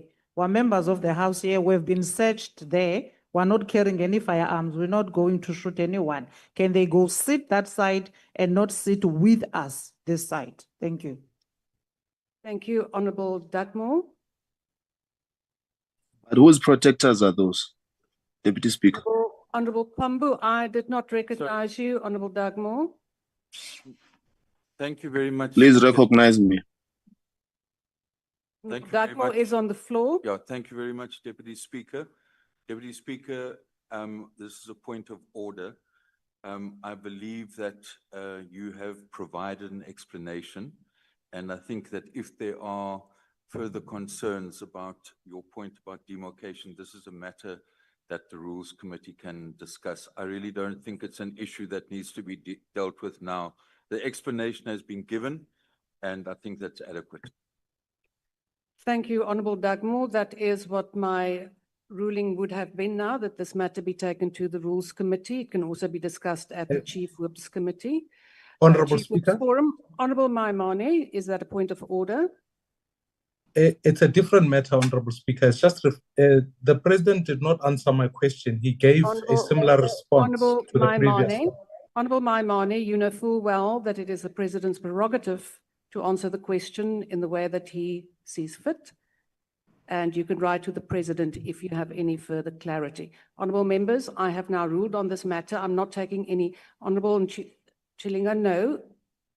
You, Honorable Member, this is now the second time that after every ruling I've made, you want to challenge the ruling. You know how to challenge the ruling. It is not here. Honorable Member, I do not recognize you any further. We will now proceed. We will now, Honorable Makola, Honorable members, I have now ruled on this matter, and I cannot entertain, in terms of the rules, I cannot entertain any other further comments on that particular matter. Honorable member of the EFF, what is your point? It's a separate matter, Speaker. You just said they are protectors. Who are they protecting? They are protectors of who? Didn't tell us. They are the protectors of either the President or the Deputy President, who is... So you don't know? No, but you must be certain, Deputy must be Speaker. specific. We don't know who are they protecting. Or protecting the Deputy President. We can't just have people here in Parliament and we don't know who they are. With you, I can obtain whether they are indeed the President's Please protectors. obtain, Speaker. Yeah, we want to know. Everyone who's there must be accounted for. Honorable Everyone who's Pambu, there I must have be not accounted for. recognized you. I asked to be recognized. I will recognize you now. What is your point of order? Deputy Speaker, there mustn't be people in the House there who are not accounted for. You can't just say they're protectors. Who are they protecting? You don't know. Honourable You are a Pambu. presiding officer. You are the one Honourable who's in charge of Pambu, that you house. are now But I'm making dealing my with a point. matter on which I have now already expressed myself. Yeah, but we're calling Could for I a point please of order ask the on Chief you. Whip of the EFF to instruct your members on the No, you actual can't tell rules our of Chief that? Whip to Honourable instruct Pambu, me. I am The now Chief Whip will cautioning instruct you, me. Honourable Pambu. Point of order, Honourable Speaker. Makula, Point of order, Honourable Speaker. Makula, Honourable Malema, your member is on the floor. Thank Deputy Chair. Mina ngisuka eNanda, angigadwe muntu. What about yena? Nani kusho ukuthi angize nama-protector ami kabazongigada la? Honourable Makula, Honourable Makula, I have already ruled on this matter. I do not entertain further discussions. Honourable Makula, we will now proceed. I will obtain the information whether it is indeed the Deputy President's protectors or the President's protectors. Honourable Paulson, I have ruled on this matter. Honourable Makula, Honourable Makula. The President's hand have been up. Please recognize the President of the EFF. Honourable Tlangwini, I have not recognized you. We will now proceed with the next question. Question number 11 has been asked by the Honourable... I said point of order and you said you recognize me. Honourable Malema, what is your point of order? Why do you Is want it to a new do point of order? Why? Let me speak. Don't ask me if it's a new point of order or not. You Yes, rule I on may ask you whether it's a new point You of will order. rule. You don't have You a will speaking rule on it. opportunity. Allow me to speak. You are not going to do that thing of marshalling us as if you are marshalling your gardeners. We're not your Honourable gardeners. Malema, I am Listen to me, cautioning kids. you. I want to speak. Listen to me. Honourable Malema, I will not listen to you if it is not a point of order or a point of I privilege. said point You know of the order. rules. I said Honourable point of Malema, order. I Point am... of order. Good. What is your point of order? Refer me to the rule. The point of order is you can't say the president has got a right and a prerogative to answer the questions the way he likes. It's like he doesn't have such a prerogative. He's duty bound to answer questions to the satisfaction of the members of parliament. Because this is not just passing time session. That's where we're going to get proper, real, legitimate answers. So if honorable member says, the president has not answered my question, you cannot answer that for president. President must decide whether he has answered that question or he thinks he can do much better. You can't say he's got a prerogative. He doesn't have. Malema, if you can point me to the exact rule and wording that states that it must be to the satisfaction and liking of the member, I could consider it. But at this point, you did not, and there is no such specific recommendation in the rules or stipulation. We will now proceed, and Honourable Malema, I've now dealt with the matter. Yeah, you must also refer me to the rule that says he's got a prerogative. Why do you want people to show the rule and you don't show the rule? Honourable Malema, I have now ruled on this matter. You are an elected person like all of us. Honourable Malema, I'm cautioning you. You will be removed. You can't question me. I'm removed already. What do you mean you can? Honourable Malema, I am now going to remove you from the platform. You've been bullying EFF here with your racism. Please remove the Honourable Malema from your white the madam platform. bullying the EFF. You think your whiteness gives you... On a point of order, Speaker, Deputy Speaker. Honourable Pambu, I have not On a point of recognized order, you. We will Deputy now Speaker. proceed. Honourable Pambu, I will not recognize you now. We have dealt with this matter. We have been raising our Honourable hands Pambu, here. we will now, and Honourable Tlangwini, I'm cautioning you now. We Point will of now order, remove you Deputy from the Speaker. platform. Deputy Speaker, order. No. What is your Can you please point, bring Honourable back the Member? president? Why are you removing the president? He was still on the podium. Please. I have Bring removed back him the president. because I've Please. cautioned What him. you are doing and is wrong. This is not your house. Please, Please. remove that member. You can't just do Honourable as you please. Shikawa. Honourable members, we can continue and you will all be removed. Honourable Mente, what is your point of order? Speaker, you have started again with your unfairness. We took this matter of you, and it was particularly you that said a minister here has a prerogative, and we took that matter to the rules. We deliberated on it for the whole night. We left here early hours of the morning talking about that and we said it must never happen again. It's still happening and you are saying people have got prerogative. There is no such a thing. We took it to the Rules Committee. I'm a member of Rules. We deliberated on that and we said it must not. Members of the executive, including the president, they must account, they must answer questions as they are asked. Because the next thing the president can stand up and say, I don't want to answer. And you're going to say, he has answered, he doesn't want to. No. If the member says a specific matter has not been dealt with, that specific matter must be dealt with to the satisfaction of the member because we represent the people here. Thank you, We Honourable don't Mente. represent You have ourselves. made your point. Honourable Skosana. Yeah, no, thank you very On much. a point of Deputy. order, Deputy Honourable Speaker, Tlangwini, there is someone on the floor. I've been raising a point of order even before him, Honourable and you Tlangwini, I recognize have him not before me. recognized you. Honourable Skoskana, please proceed. Yeah, no, You are such Deputy a Speaker, bully. we acknowledge the matter that is raised by Honorable Mente.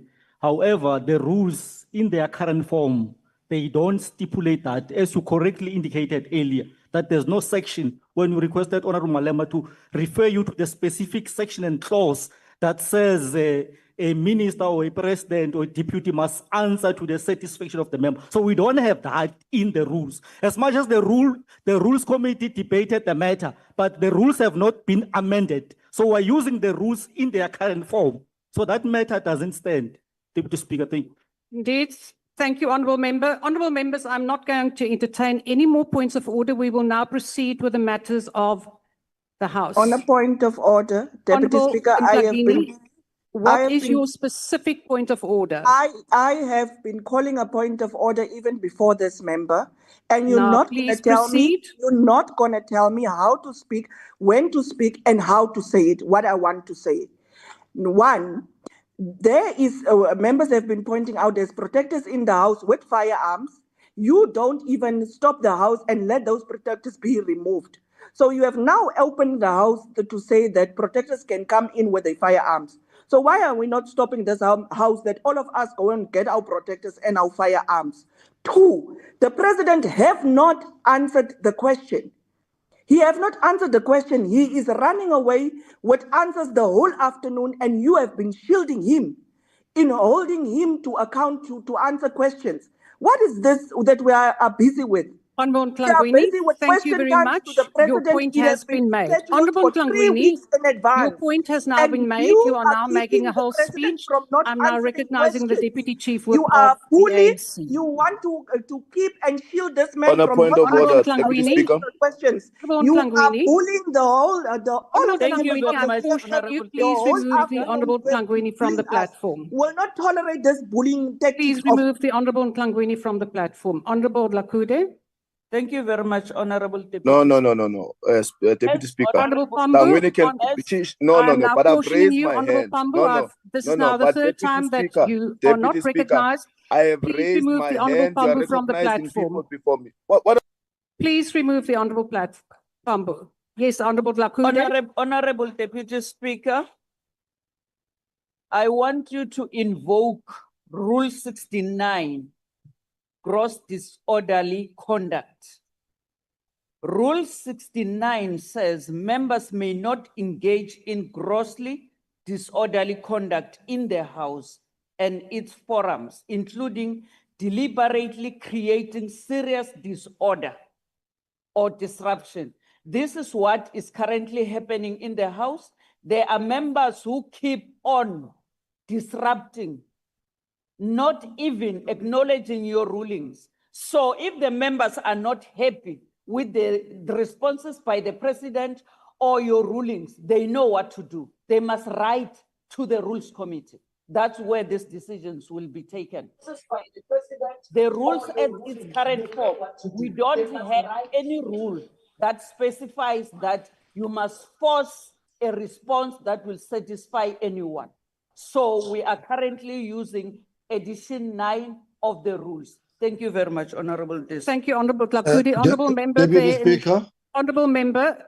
I Deputy have Speaker. another member. Honourable Dlamini, I have another member on the floor. Please recognize me after that member. Thank you very much, Deputy Speaker. On the issues of the protectors, you already made a ruling that you decide on the demarcation in the future. So that matter should not arise, so your decision must be respected. Thank you, but I have already ruled on that matter. Honourable members, I am not now Honourable recognising Speaker. any further points. Honourable Dlamini, I am not recognising you. You are, as the Honourable Dlakude has indicated, No, very close to but falling Honourable foul Speaker, of Rule if you don't 69, recognise, it and means we this will session- now proceed. it Please me- remove it the means Honourable this session Dlamini must from be the suspended. Honourable platform. Speaker. Speaker, Honourable you can't Speaker, decide how recognize you're members going of to the do that. EFF.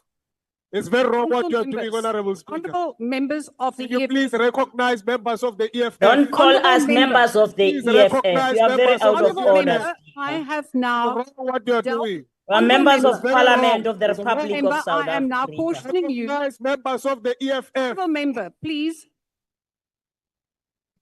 Honourable members, I am not recognising any more members because these matters are now very much in line of gross orderly misconduct. Honourable members of the EFF, I have now ruled I am not going to entertain these matters any further. We will now proceed with the right of members who have submitted questions, and what you do not understand or perhaps not realize, that there's a limited time to the questions that can be asked. You have another question that has to be asked.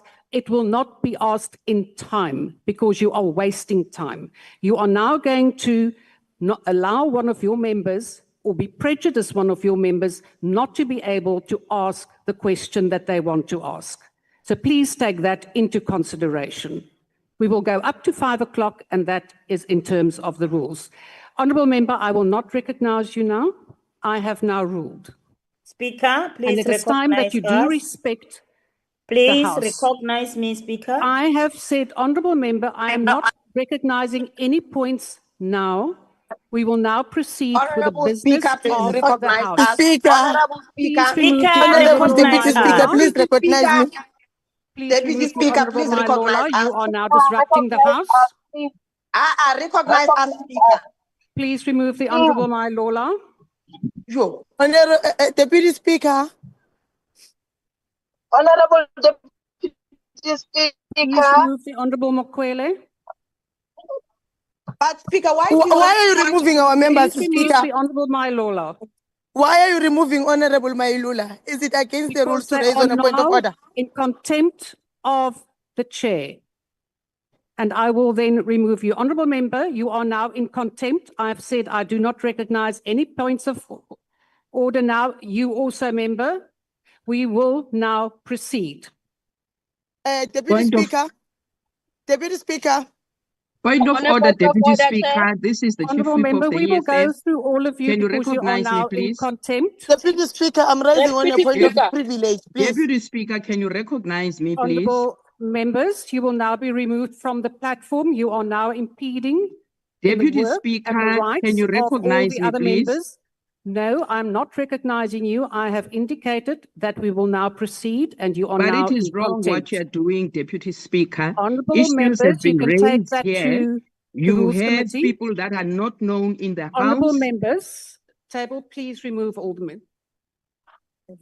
Deputy Speaker, how do you remove Speaker. the chief whip of the EFF? You are removing the chief No, whip. you are not going to You are do removing that. the chief whip of the removing EFF who and for he's trying to what? assist you, Deputy Speaker. You are not Deputy going to Speaker, do that. can you please Deputy recognize Speaker, me? we're trying to assist you. Let's assist you. We I'm will rising now on a point remove of you. privilege. Honourable Nolachungu, we will now remove you from the platform. You are removing No, me you for what, can't Deputy remove Speaker? me. I'm I'm trying to telling assist you. you. I'm rising on a point of privilege. This is not your I'm rising on a house. point of privilege, Deputy Speaker. It's not a point of You are order. not a Allow me the dictator. point of privilege, please. This is I'm not not going Oval to allow Office. you This is not Oval to Office here. dictatorship. Deputy Honourable Speaker. Leklape, you I'm will not now going to allow you to turn this house into a Deputy Speaker. dictatorship. Oh, It's very Honourable wrong what you're Deputy doing, Speaker. Speaker. Mente, I am not. It's wrong. Honourable Deputy Speaker. Speaker. Please remove those You're minutes. calling order on you. You are removing me for what? For Order, raising a point of Speaker, privilege. order on you. It's not me. It's You very can't wrong what you're remove doing. also the whip of the EFF. You've That's just why removed EFF is losing the support. whip of the EFF. EFF And you is are trying losing to assist support because of your Shut up, you. chaotic behavior. Shut up, nonsense. You shut up. We're not Dagmo. You think we're in a And why are you losing here? support when ANC? Deputy Speaker. Honourable Honourable Let them members let of them all the go out. EFF. This is how they behave. Out. Honourable, The You are criminal abusing your chairperson of powers, education. Speaker. Honourable Letsie, You are abusing your Honourable powers, Speaker. We are Montfredi. calling order on you. You are abusing your powers. Honourable You are member, targeting members Honourable of the member. EFF. You are targeting members of the EFF here. It's very wrong what you're doing, Speaker. We're not going to allow you. Punt van We're not orde, going to allow you to Speaker. do that.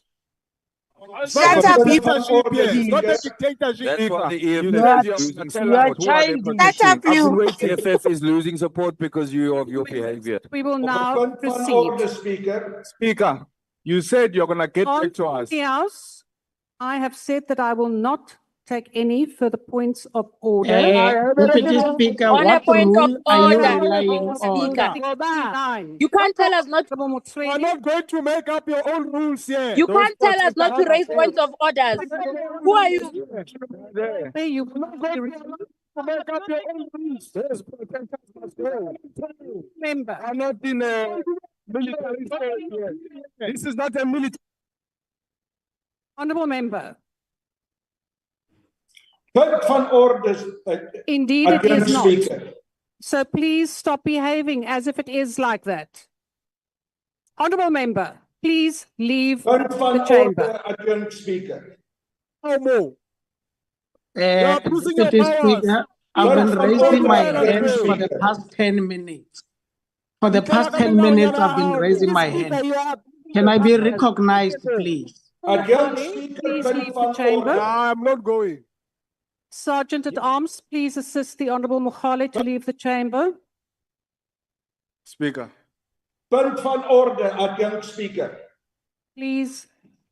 Speaker, you said you're going to get back to us in terms of who are these people protecting. You are the one who said that. Honourable You have member. not done so. Honourable member, at what point did I have time to do that with you taking points of order every time? Please find out. We want to know who are they Member. protecting.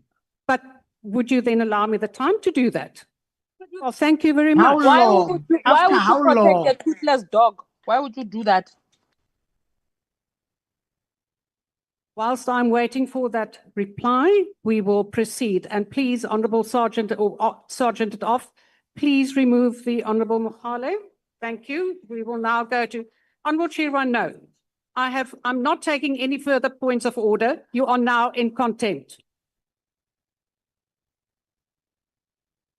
Deputy Speaker, can I speak? Honourable Montfredi, you were supposed to be removed from the platform. For what now? Because I said no further points of order. Honourable Pambu, I have ruled no further points of order. This is Honorable Tambo. Pambu, yes, sorry, my apologies. Pambu was on the platform. Yes, Honourable. Yes, Member. thank you very much. I think we must register our displeasure, number one, on the presence of security personnel here, which you said you'll get back to us about, and you are not doing so. You are removing members one by one. That's the first point. They are not democratically elected to be here. And if the president feels unsafe with his own colleagues, why is he sitting on that podium? Why doesn't he address us virtually? Because we were elected with him in the 2024 elections. He's bringing protectors here to protect him from whom? It's grossly disorderly. It's not representative of a democracy that is peaceful, that has political tolerance. That reflects him fearing us as political parties. So why is he continuing to do that? Those protectors must leave the house. And the second thing, Speaker, your conduct today reminds us of Baleke Mbete, reminds us of the one who's in court now, Nosviwe Mapisa Ngakula. And speakers who have conducted themselves the way you've conducted themselves have been remembered badly by history. You are protecting misconduct. You're protecting irregular things in this parliament by having securities here sitting with us. Ask them to leave, or ask the president, who's their principal, to ask them to leave. We are not feeling safe or comfortable having people here who are not elected here. Ask them to leave, and we continue with the proceedings of this house. Honourable member, thank you. Honourable Deputy Speaker. Honourable Deputy Speaker. Members. Speaker, You on a have point of order. Honourable member, I am on the floor. And you have now referred to the matter, Honourable Tambu, that at this point, that you now see the presiding officer as the same as other presiding officers.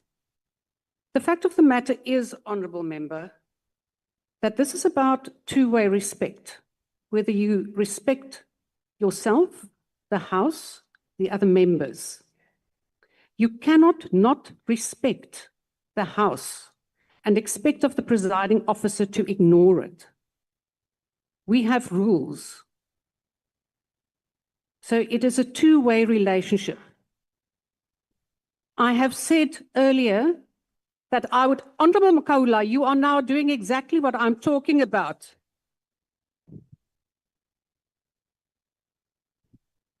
I can't hear what you say because you're shouting. Honorable members, I am on the floor. Sorry, I have said, get respect. Uyasithuka lo usamagwala. Honorable member, Ngicela ukhulume naye. I will deal with that matter now. I have, Honorable Chair. Nathi sizoza-ke nabantu Honorable abazosibhada la. Honorable Nkola, I have said right when the matter was raised by the Honorable Paulson that I will inquire who the two gentlemen are. I have received a reply that is indeed part of the gallery, although not clearly demarcated. Then there was, Honorable Paulson, then there was another question on whose protectors those are, which I will find out, but you do not give me the opportunity to do so because you have points of order upon points of order to the fact or to the point that you have now disrupted the House and we have 35 minutes left for two questions. So my apologies to the rest of the members who have submitted and prepared their questions, but we will not go beyond 5 o'clock, which is stated in the rules. Honourable Member, what is your point? Deputy Speaker, the problem is that you keep going back on your undertaking not to entertain any further frivolous points of order. But why are you speaking? Why are you speaking? Are you not undermining the Speaker's ruling yourself? Member, Honourable Tambo, I did not recognize you, and please switch off your microphone. Complaining of Let's take Louis Avenue, M11 South, I was Orange being Road. falsely accused of not answering the question. He's not being given that opportunity. I ask that you stick to Why your are you ruling allowing as per Rule 69, Why are you as allowing referenced by Honorable Zakude. Why are you Honourable Member, I have ruled on that. allowing I him- have, Honourable Members, I did not refer to those points of order. Honourable Makula, this is now enough. I did not refer to frivolous points of order. It was a matter that members were raising points of order based already on a ruling that I have made, which is against the rules. So that was my point, because it was going over and over on the same matter. Honourable Chirwa, I'm not going to recognize you now. I am on the floor. We will now proceed. Honourable Kaula. Honorable Deputy Speaker, I've been waiting for you to recognize me. Honourable Member, I cannot see who you are. Ndicela unrecognize Deputy Speaker. Andingo Honorable Chirwa, ndicela unrecognize. Ndicela ubuza into yokubana kutheni ukhupha ii-members ze-EFF phayana kwi-virtual platform bonke nabangathethanga abaphakamise izandla zabo abafuna uthetha wena uba-recognize phayana. And kudala sikunike ixesha elininzi maybe iphelile i-hour apha sibuze uba ngobani abayana. For wena into yokokubana uthi akhange sikunike ixesha elaneleyo lokuba ukhangele into yokokubana ngobani abayana ayonyani leyo. So ke ngoku ndicela into yokokubana usixelele i-hour iphelile wena ukhangelana nabantu thina masihlale i-hour apha epalamente sihlale nabantu esingayaziyo uba ngobani kuba wena uyabazi aba bantu ngobani na and uthi asizithathi serious. You are now making a speech. I have removed those members on the Honourable Member. Honourable Member, you are now making a speech. Honourable Member. Honourable Gilisha, I'm now cautioning you. Honourable Gilisha, I'm cautioning you, please leave the chamber. Honourable Gilisha, please leave the chamber. Honourable Member, please leave the chamber. Honourable Deputy Speaker, I'm still waiting Sergeant for you at to Arms, recognize me. please remove the member, assist the member to leave the chamber. Deputy Speaker, Honourable I'm still waiting members, for you you to are recognize me. indeed now my apologies on the platform, but your own members are now interrupting you. Honorable Gilisha.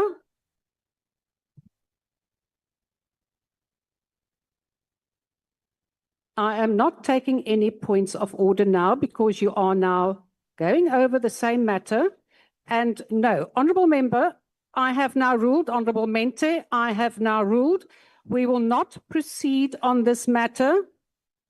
I will get information whether those protectors are the presidents or the deputy presidents. For how long? For how long, Chair? It should be a quick process. How long are we going to have unknown people? This is not a military state. Are we in a war here that the president must be protected? Are we in a war? People who are speaking without. That's not also a rally. It's not also a rally. It's not also a rally. Ow. What is the president scared of? Are we in a war? Shut up, you. Shut up, you. President, what are you scared of? What are you scared of? Are you all contesting to be put as deputy, Lonzi? Is this a Why military are you state? moving all our members from the platform? But Speaker, You're unfair. I'm still waiting for you to recognize You me. are Deputy abusing your Speaker. powers. Speaker, I'm still waiting for you to recognize me. Lonzi. I've been You're raising also my hand. abusing us. I'm waiting for you, Deputy Speaker, to recognize me. My hand has been up for almost an hour. Hey, fight Lonzi.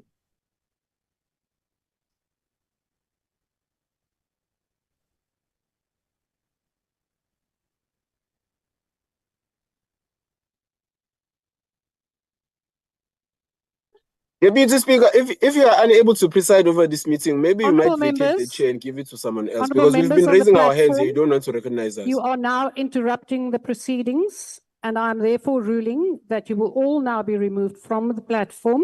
Who is so on? that Speaker, I'm proceedings asking for you can to recognize me. proceed. That's all I'm saying. I'm asking My for you to reply recognize to me. the question on the protectors. Honourable Mente, would you give me the opportunity to reply on the protectors?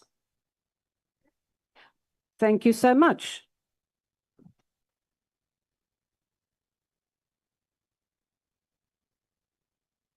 Honourable members, we will now proceed.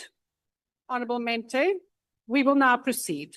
No, Deputy Speaker, you have removed Mushala, Mkondo, Matulelwa, and other members of the EFF that have not spoken, that have not unmuted themselves without you recognizing them. And you now just said you are going to remove everyone on the platform. There's no such a rule, and that is wrong. Please allow all the members of the EFF back on that virtual platform because they did not say anything. Please allow them back. They need to participate. Honourable member, my apologies. I said that they will be, I wanted to say they would be muted. That is to keep the House in order and to proceed. But that is not also allowed. It's in the rules. Then please take it You to the rules. allow people to participate. If you don't am feel now like they must be muting there, them. you tell them that now you are muting not them. going to Honourable allow them to Thunder, speak. we But will you now just proceed. leave the Honourable platform. Blackmore. They might as well be. A point of order, But who recognized Speaker, you, and I want to Comrade quote- Dagmo? Who recognized you? We have our hands up I here to recognized him. I said, Honourable want to Dagmore, I have not yet recognized you. Speaker, Rule Speaker, my 69, hand has which been our up for half deputy an chief hour. would How do you raise recognize before. someone? Rule 69. Ndifuna ukuthi ihlazo le-EFF namhlanje, ihlazo. We do not need this kind of behavior in a parliament of the Republic of South Africa. And it's no wonder the EFF is losing support election by election. So I want to stress Rule What role is 69 that? and that What we have role an is that? investigation into this conduct, which is bringing this House into a disgrace. That's all. Honourable Dagmore. Nina. Honourable Dagmore, you are not assisting. Honourable members, I will indeed refer this matter to the Speaker for referral to the powers and privileges for every member who was in contempt of the rules of this House, the procedures of this House, and the respect for the presiding officer. I will also refer it in terms of Rule 69, which is very specific and which the Powers and Privileges Act refers to. That will be done. We will now proceed. Honourable Tandu. Thank you. We are now proceeding because you are now interfering with other members' right to ask questions. No, thank you, Deputy Chair. I think I'd like to first begin by expressing my appreciation for your ability to self-correct. because it means you have considered now that the presence of those strangers here was wrong. The challenge now that exists is that you removed members of parliament in defense of those strangers. Can we allow members of parliament who were raising the issue that we have now conceded to return to the House so we can return to the normal business of this? They were removed in defense of those people. Honourable Those people member, are now no. gone. Honourable Can we have member, members of parliament return to the no, House? I removed them because they showed contempt for the presiding officer. That is why they were removed. We will now proceed. Question 11 has been asked by the Honourable Modise Mpaya. Speaker. The question pertains to the President remarks during the official visit of the President of Ukraine to the Republic, wherein he expressed deep concerns about the continuing conflict in Ukraine that has led to the loss of civilian lives, damage to critical infrastructure, and the deteriorating humanitarian situation. And what practical diplomatic interventions will the Republic initiate within the multilateral fora to ensure the end of the conflict in Ukraine, and what engagements have been initiated with the Russian Federation to end the conflict? At last, Honourable President. Speaker, I want to proceed, Speaker, but you said you're going to get back to us on who are those people protecting. That's all we're looking for, and then we can proceed. My apologies, Mr. President. The one, as I said, was a protector of the President and one of the Deputy President. And now, may we proceed? Honourable President. Honourable President, no, Honourable Mente. Honourable Mente, you are now disrespecting the presiding officer. You are, and I'm now going to caution you because we are now proceeding with the business of this House. Honourable Member, I have just ruled on that I locked them out because of contempt for the chairperson or the presiding officer. Honourable Mente, we will now proceed. Honourable President. Point of order, Deputy Speaker. Honourable members, I have instructed Deputy that members Speaker, on the platform be muted. Deputy Speaker. Honourable members, I'm not entertaining any points of order. Honourable Mente, you are now in direct contempt of my ruling, and I will ask you to leave the House. No. Honourable You must Mente. bring back the members you locked out because they asked you, who are those gentlemen? Mente, I You have just now those gentlemen out, Honourable Mente, confirming that we were correct. Yet our Honourable Mente, I've said I have removed them because of contempt for the presiding officer. It is in the rules. Honourable Mente, please leave the chamber. Sergeant at Arms, please assist Honourable Mente.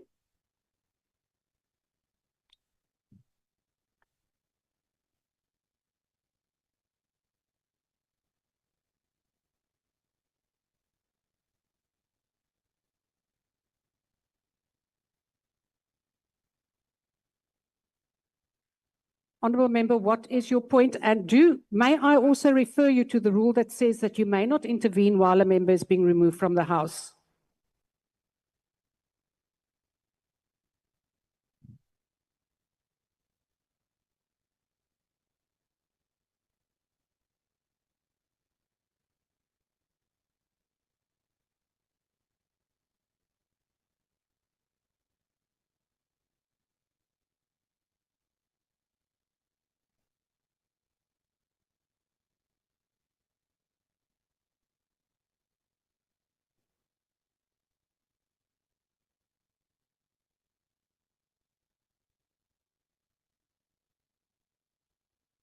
I also want to caution the members of the ANC, please no comments.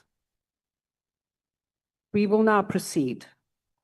The President, Honourable Makula.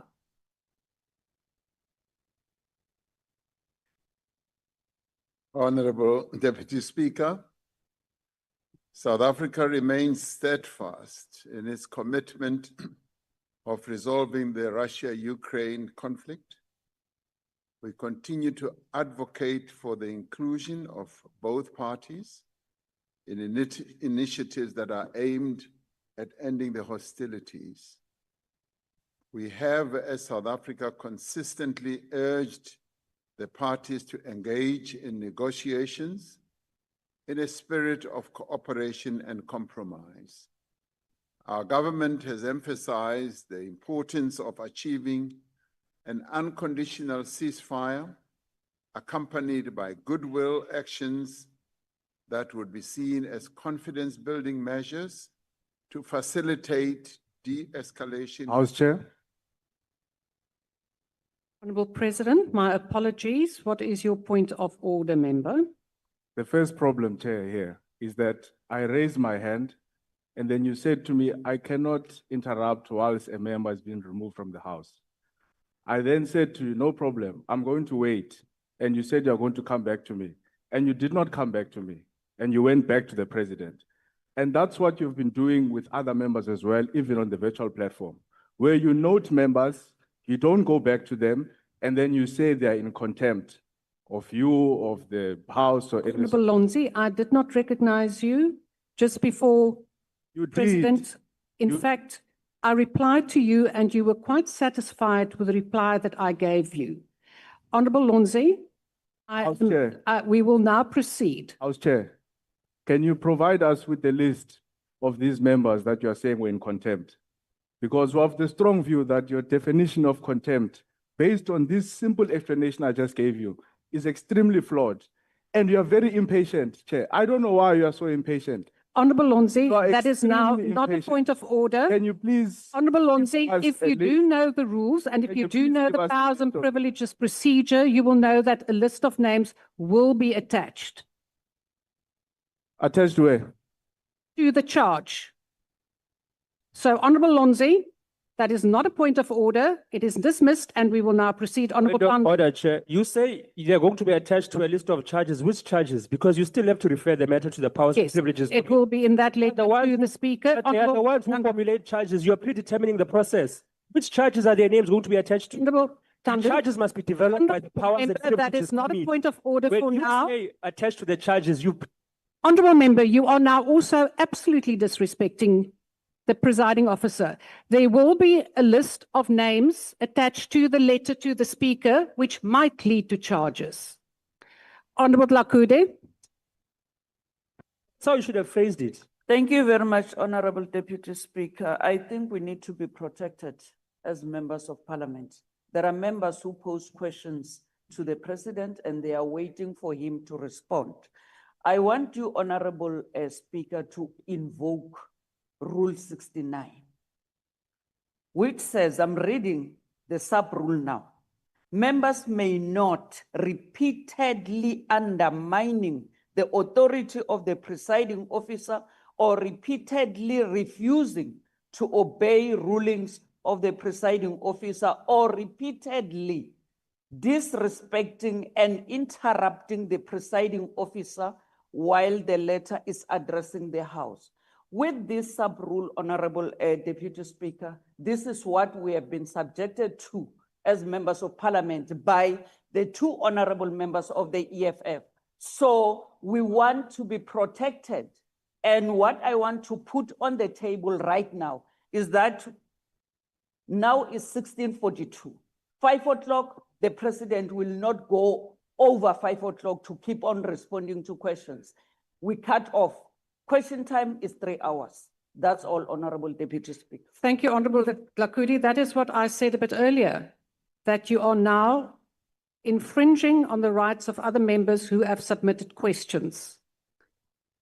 And you are quite correct, as I've also said, this matter will be referred in terms of Rule 69 to the Speaker for referral to the Powers and Privileges Committee.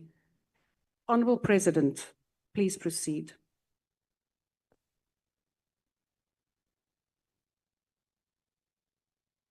As you wish, Honourable Deputy Speaker.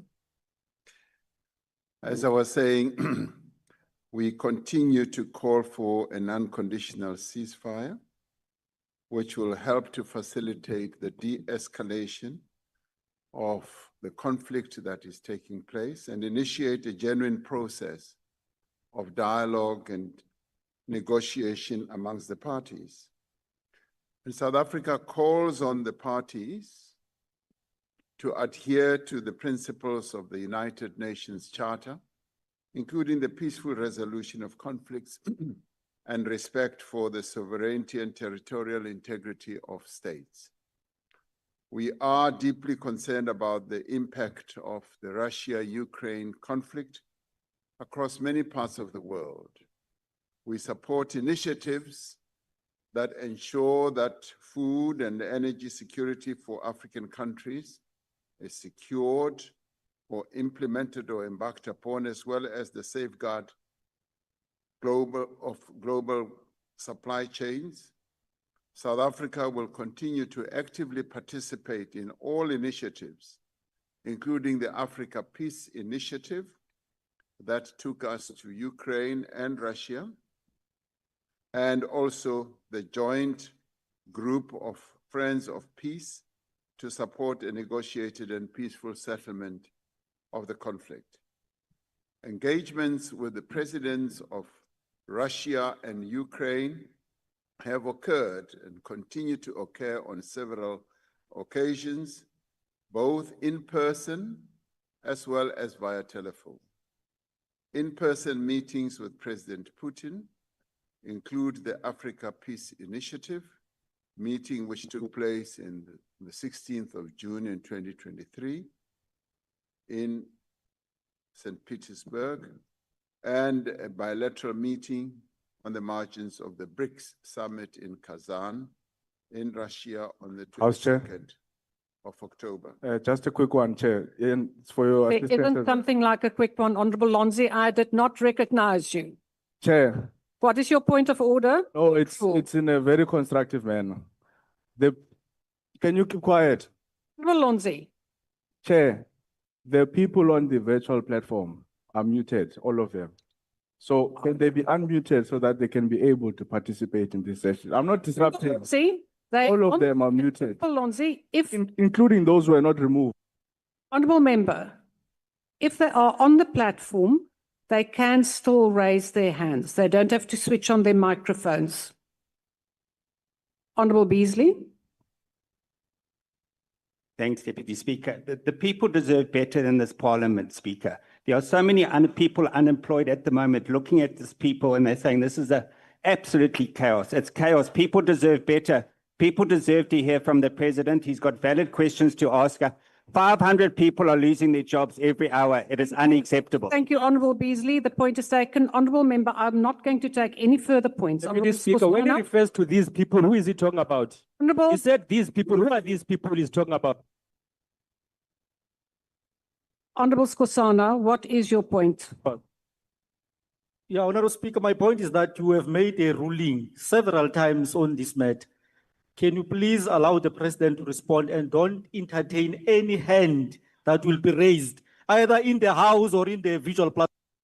Clear that members are raising frivolous points of order just to interrupt the President. Honorable Skosana, no, I know, and I've ruled on that.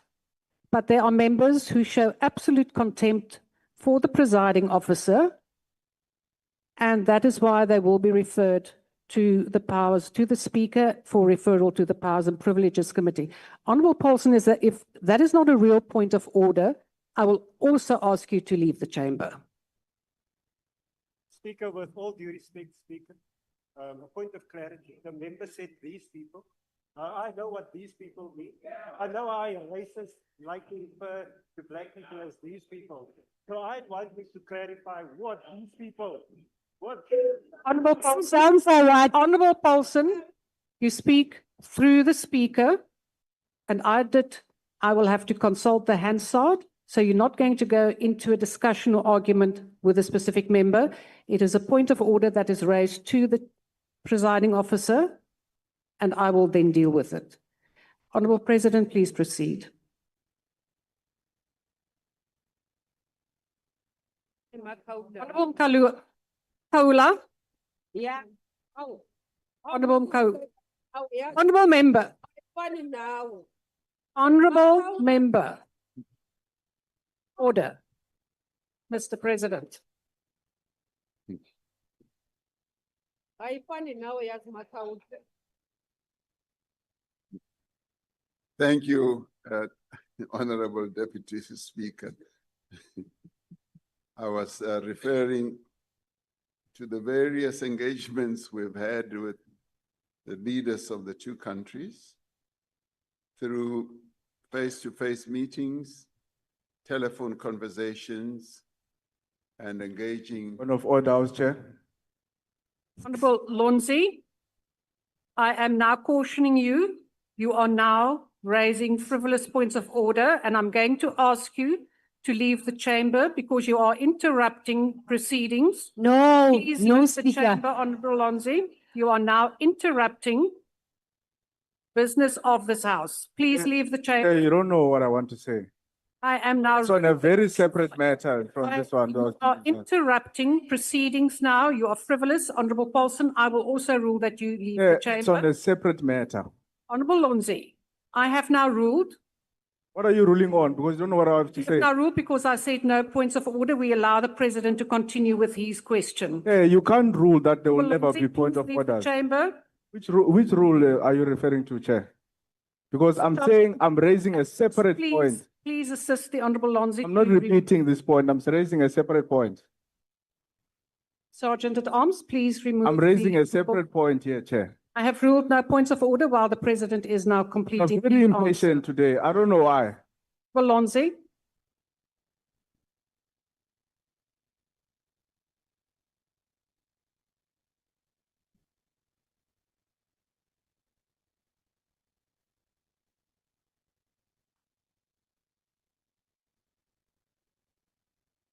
Honorable Paulson, you should know the rules that you may not interrupt while a member is being removed from the chamber.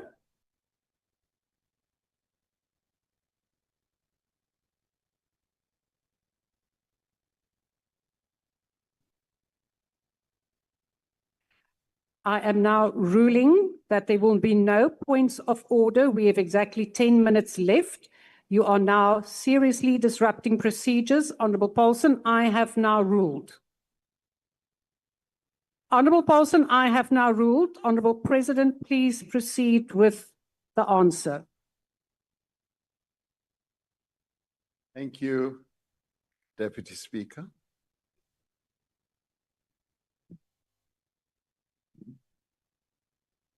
I was saying that we've continued to have engagements with the leaders of the two countries, Russia and Ukraine. And I must say that the engagements have been meaningful, and we've had deep conversations about the whole process of peacemaking. And we remain hopeful that the conflict will be settled and that there will be an unconditional ceasefire and that peace will return to that part of the world. Thank you, Honorable Deputy Speaker. Thank you. First supplementary question will be asked by the Honorable Modise Empire. Thank you, Deputy Speaker. Mr. President, I nearly missed an opportunity to ask you this supplementary question.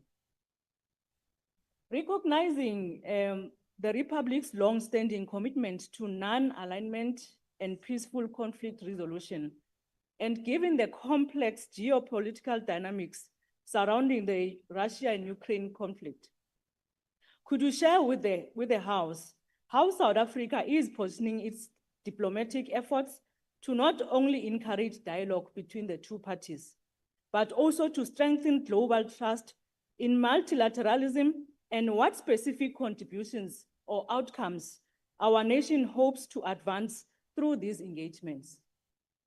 The Honorable President.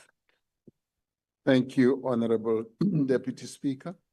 South Africa continues to implement its diplomatic or foreign policy, which seeks to ensure that we lay more emphasis on multilateralism and to strengthen the multilateral system, where we seek to see various nations participating together and working together to advance peace around the world and to promote human rights.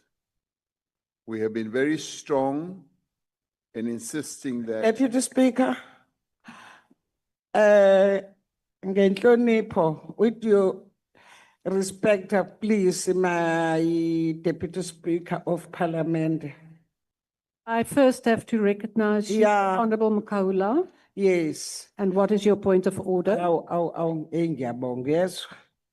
Bengisho ukuthi akethu upresident ulale athi kuma kancane nje sasitshela ngezase Ukraine. Ngabe uthini ngalezi ngane zase Dalton ezu3 ezibulawe amabhunu egayisa ngemoto ethi Honorable Mkaula, your point, Honorable Mkaula, I'm now cautioning you. I know you only have 5 minutes to wait before you go home, but I could make it a bit earlier. We will now proceed. Honorable President.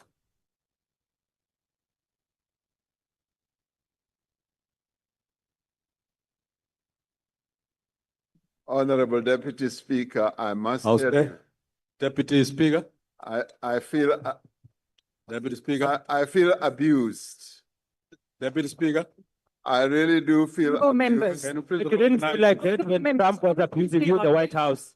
Why didn't you feel abused in the White House? You're abused by your own colleagues in South Africa. I'm here to You're answer abused in questions. the White House. You come to call abuse here. It's wrong what you're doing, President. Honorable President. You were abused with apologies, but disinformation in the White House. You accuse us of disrupt abuse. Proceedings this afternoon. No, Honorable no, Matiasi, you have just no. come in. Are you the enforcement? You have just arrived and now you have a point of order. What is your point of order? Honorable Deputy Speaker. Deputy Speaker, Please raise your point of order. a point of order is you forced me off the virtual line and you compelled me to get into the house physically. That's the embarrassment we have brought to this house. There's a number of members who are allowed to be physically in the house. But because of your own decision to Honorable member, that is not relevant to the It's relevant President's to the discussions answer right now. Honorable Matiase. Honorable Matiase. The question about who embarrasses who is an open question.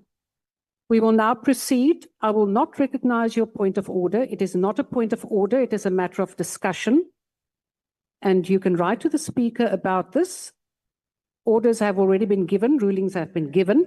I will not entertain any further points of order from you, either from you, Honorable Paulson. We have exactly 4 minutes left. Honorable President.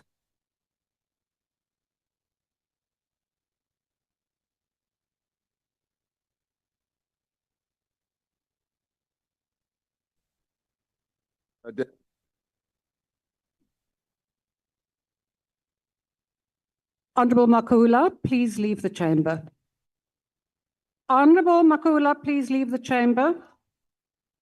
Sergeant at Arms, please assist the Honorable Makula to leave the chamber.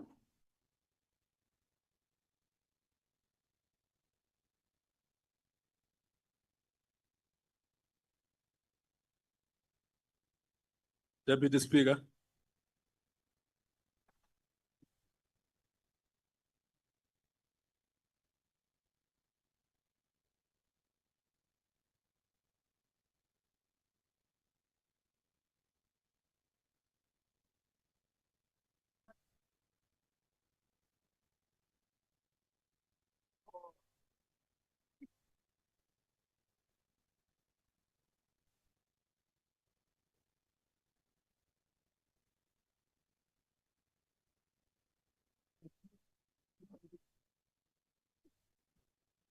Honorable President, we have 3 minutes left.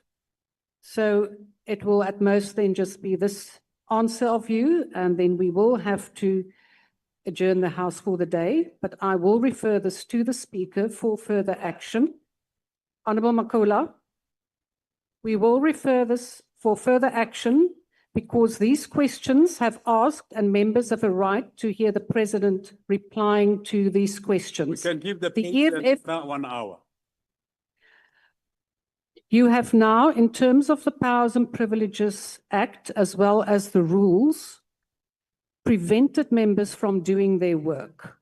That is a serious legal infringement, which we will address. Honourable President, if you would like to conclude, that would be most appreciated. Thank you. Honourable Makula, please leave the House. Honourable Makula, leave the House.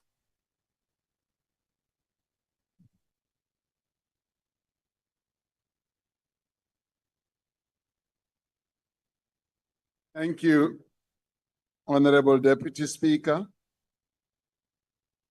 As I was saying, we continue to pursue our policy of strengthening the multilateral system and ensuring that through that multilateral system, we're able to resolve conflicts around the world peacefully and through negotiation and peace-seeking processes, where we work together with various bodies of the United Nations and regional bodies around the world, on our continent and elsewhere. And it is to this end that we, as a number of African countries, pursued the process of installing peace. Honourable Makula, Sergeant at Arms, please assist Honourable Makula out. Honourable Makula, you are now in serious contempt. Honourable Makula. Honourable Makula, please leave the chamber. My apologies, Honourable President. Please proceed.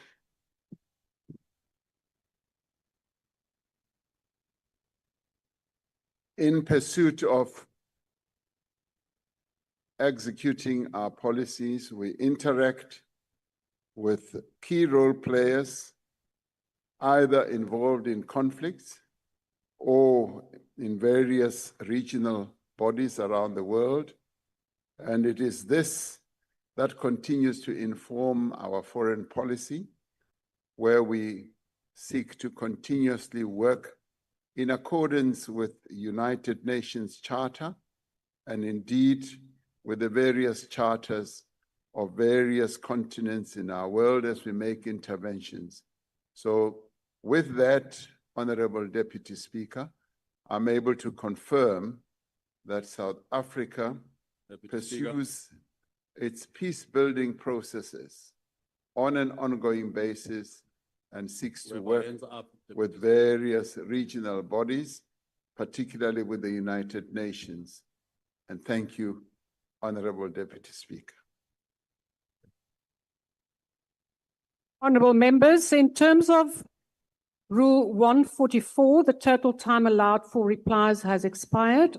I want to thank the Honourable President for his patience in trying to answer important questions that members have put.